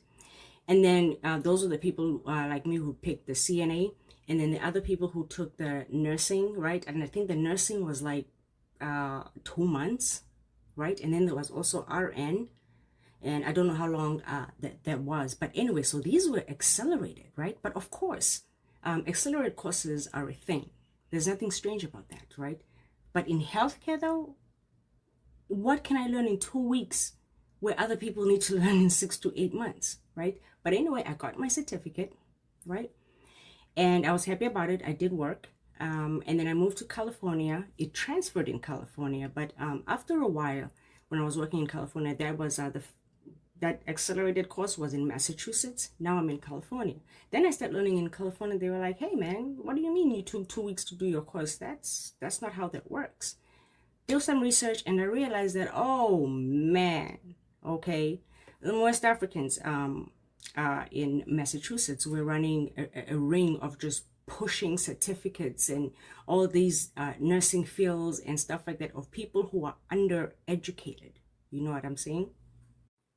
And being undereducated in healthcare, you pose a risk, right? Just go ahead and read all these things that I'm putting up here, right? Because that's where I found myself, right? I did not know. But I did drop all of that once I got to California because I wanted to explore other things, right? And I left it all behind me. But I do want to tell you that those nurses that were above me, LVNs, LPNs, and to registered nurses and stuff, they are still nurses today. So fast forward about 10 years later, 15 years later, in Los Angeles, and another scandal in Los Angeles where there's fake nursing documents, right? Again, this is not new to the people in the US. I think even during COVID, when they needed nurses real fast, there was a lot of people got exposed, and a lot of those people were West Africans, specifically Nigerians, right? So I want to share that with you, right? Because that was my personal experience for the first time being around something like that. And by the way, this whole group of people, they had social security numbers, birth certificates for everything, and you could get everything over there, right? But anyway, I moved myself away from all of that. I did not know. I was young. So imagine if, oh, by the way, I want to tell you how legit this is. So this means that this group of people have people from inside. They can get answers where you can pass this test. I mean, these are legit certificates that you can transfer from one state to another. So this ring of things is really deep, and it is in America, where America is like security is tight, right? Now, what do you think they're doing in South Africa? If they can pull that here in the United States. It's been happening in South Africa. You can ask any South African how even the small town hospitals were overtaken by African migrants. While South Africa is not employing regular South Africans, doctors who are sitting on certificates. So these things are stressful, right? But nobody's really want to talk about that because everybody's favorite word is xenophobia, xenophobic. Right? But nobody wants to hear the economic issues. In the EFF, it says Economic Freedom Front, but it seems like everybody's focusing on the freedom front. But what about the economic side of it?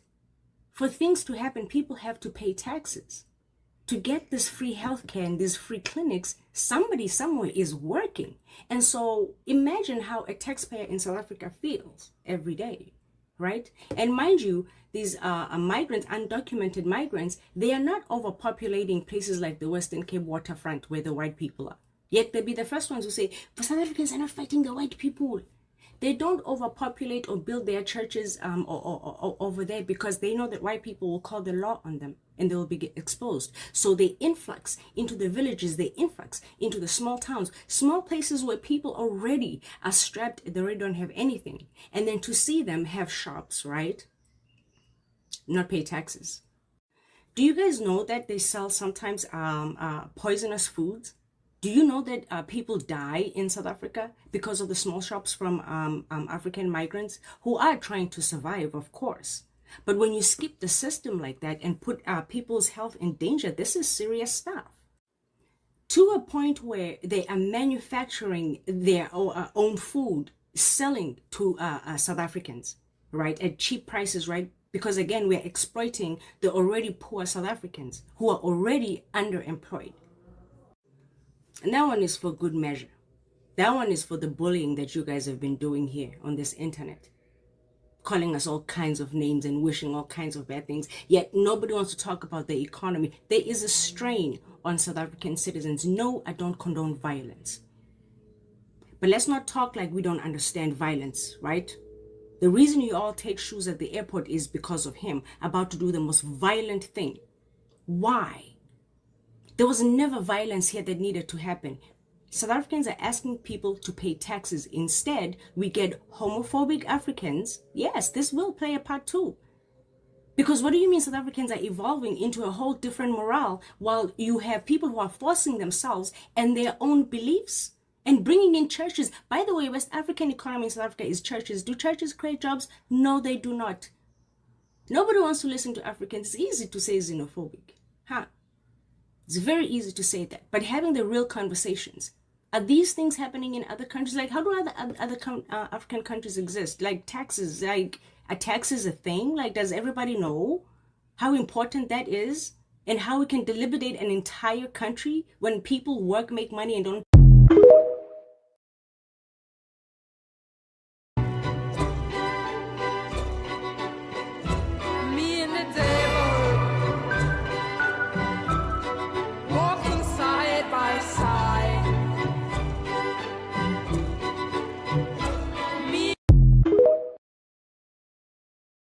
My name is Gelston Anthony, and I'm running for mayor of Joburg. South Africa, we've been run by people who don't care about us as the youth. Lo mjite nimbona lapha uDumelo Khailele waseJabulani in Soweto is a shop owner and a proud South African, born and bred. Dumelo has been receiving multiple threats from Somalis, Pakistan and Bangladesh shop owners, forcing him and threatening him to close down his shop, and he refused.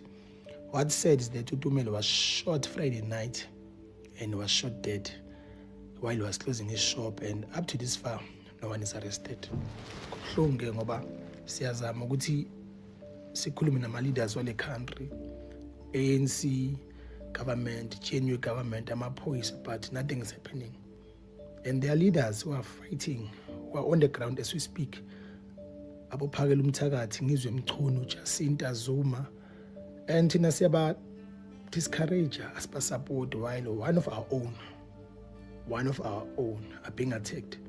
Tumelo lost his life while he was trying to make a living in his own country by opening his spaza shop for his own people. Now he's been threatened because Somalis think ukuthi spaza shops can be owned by Bona Pela.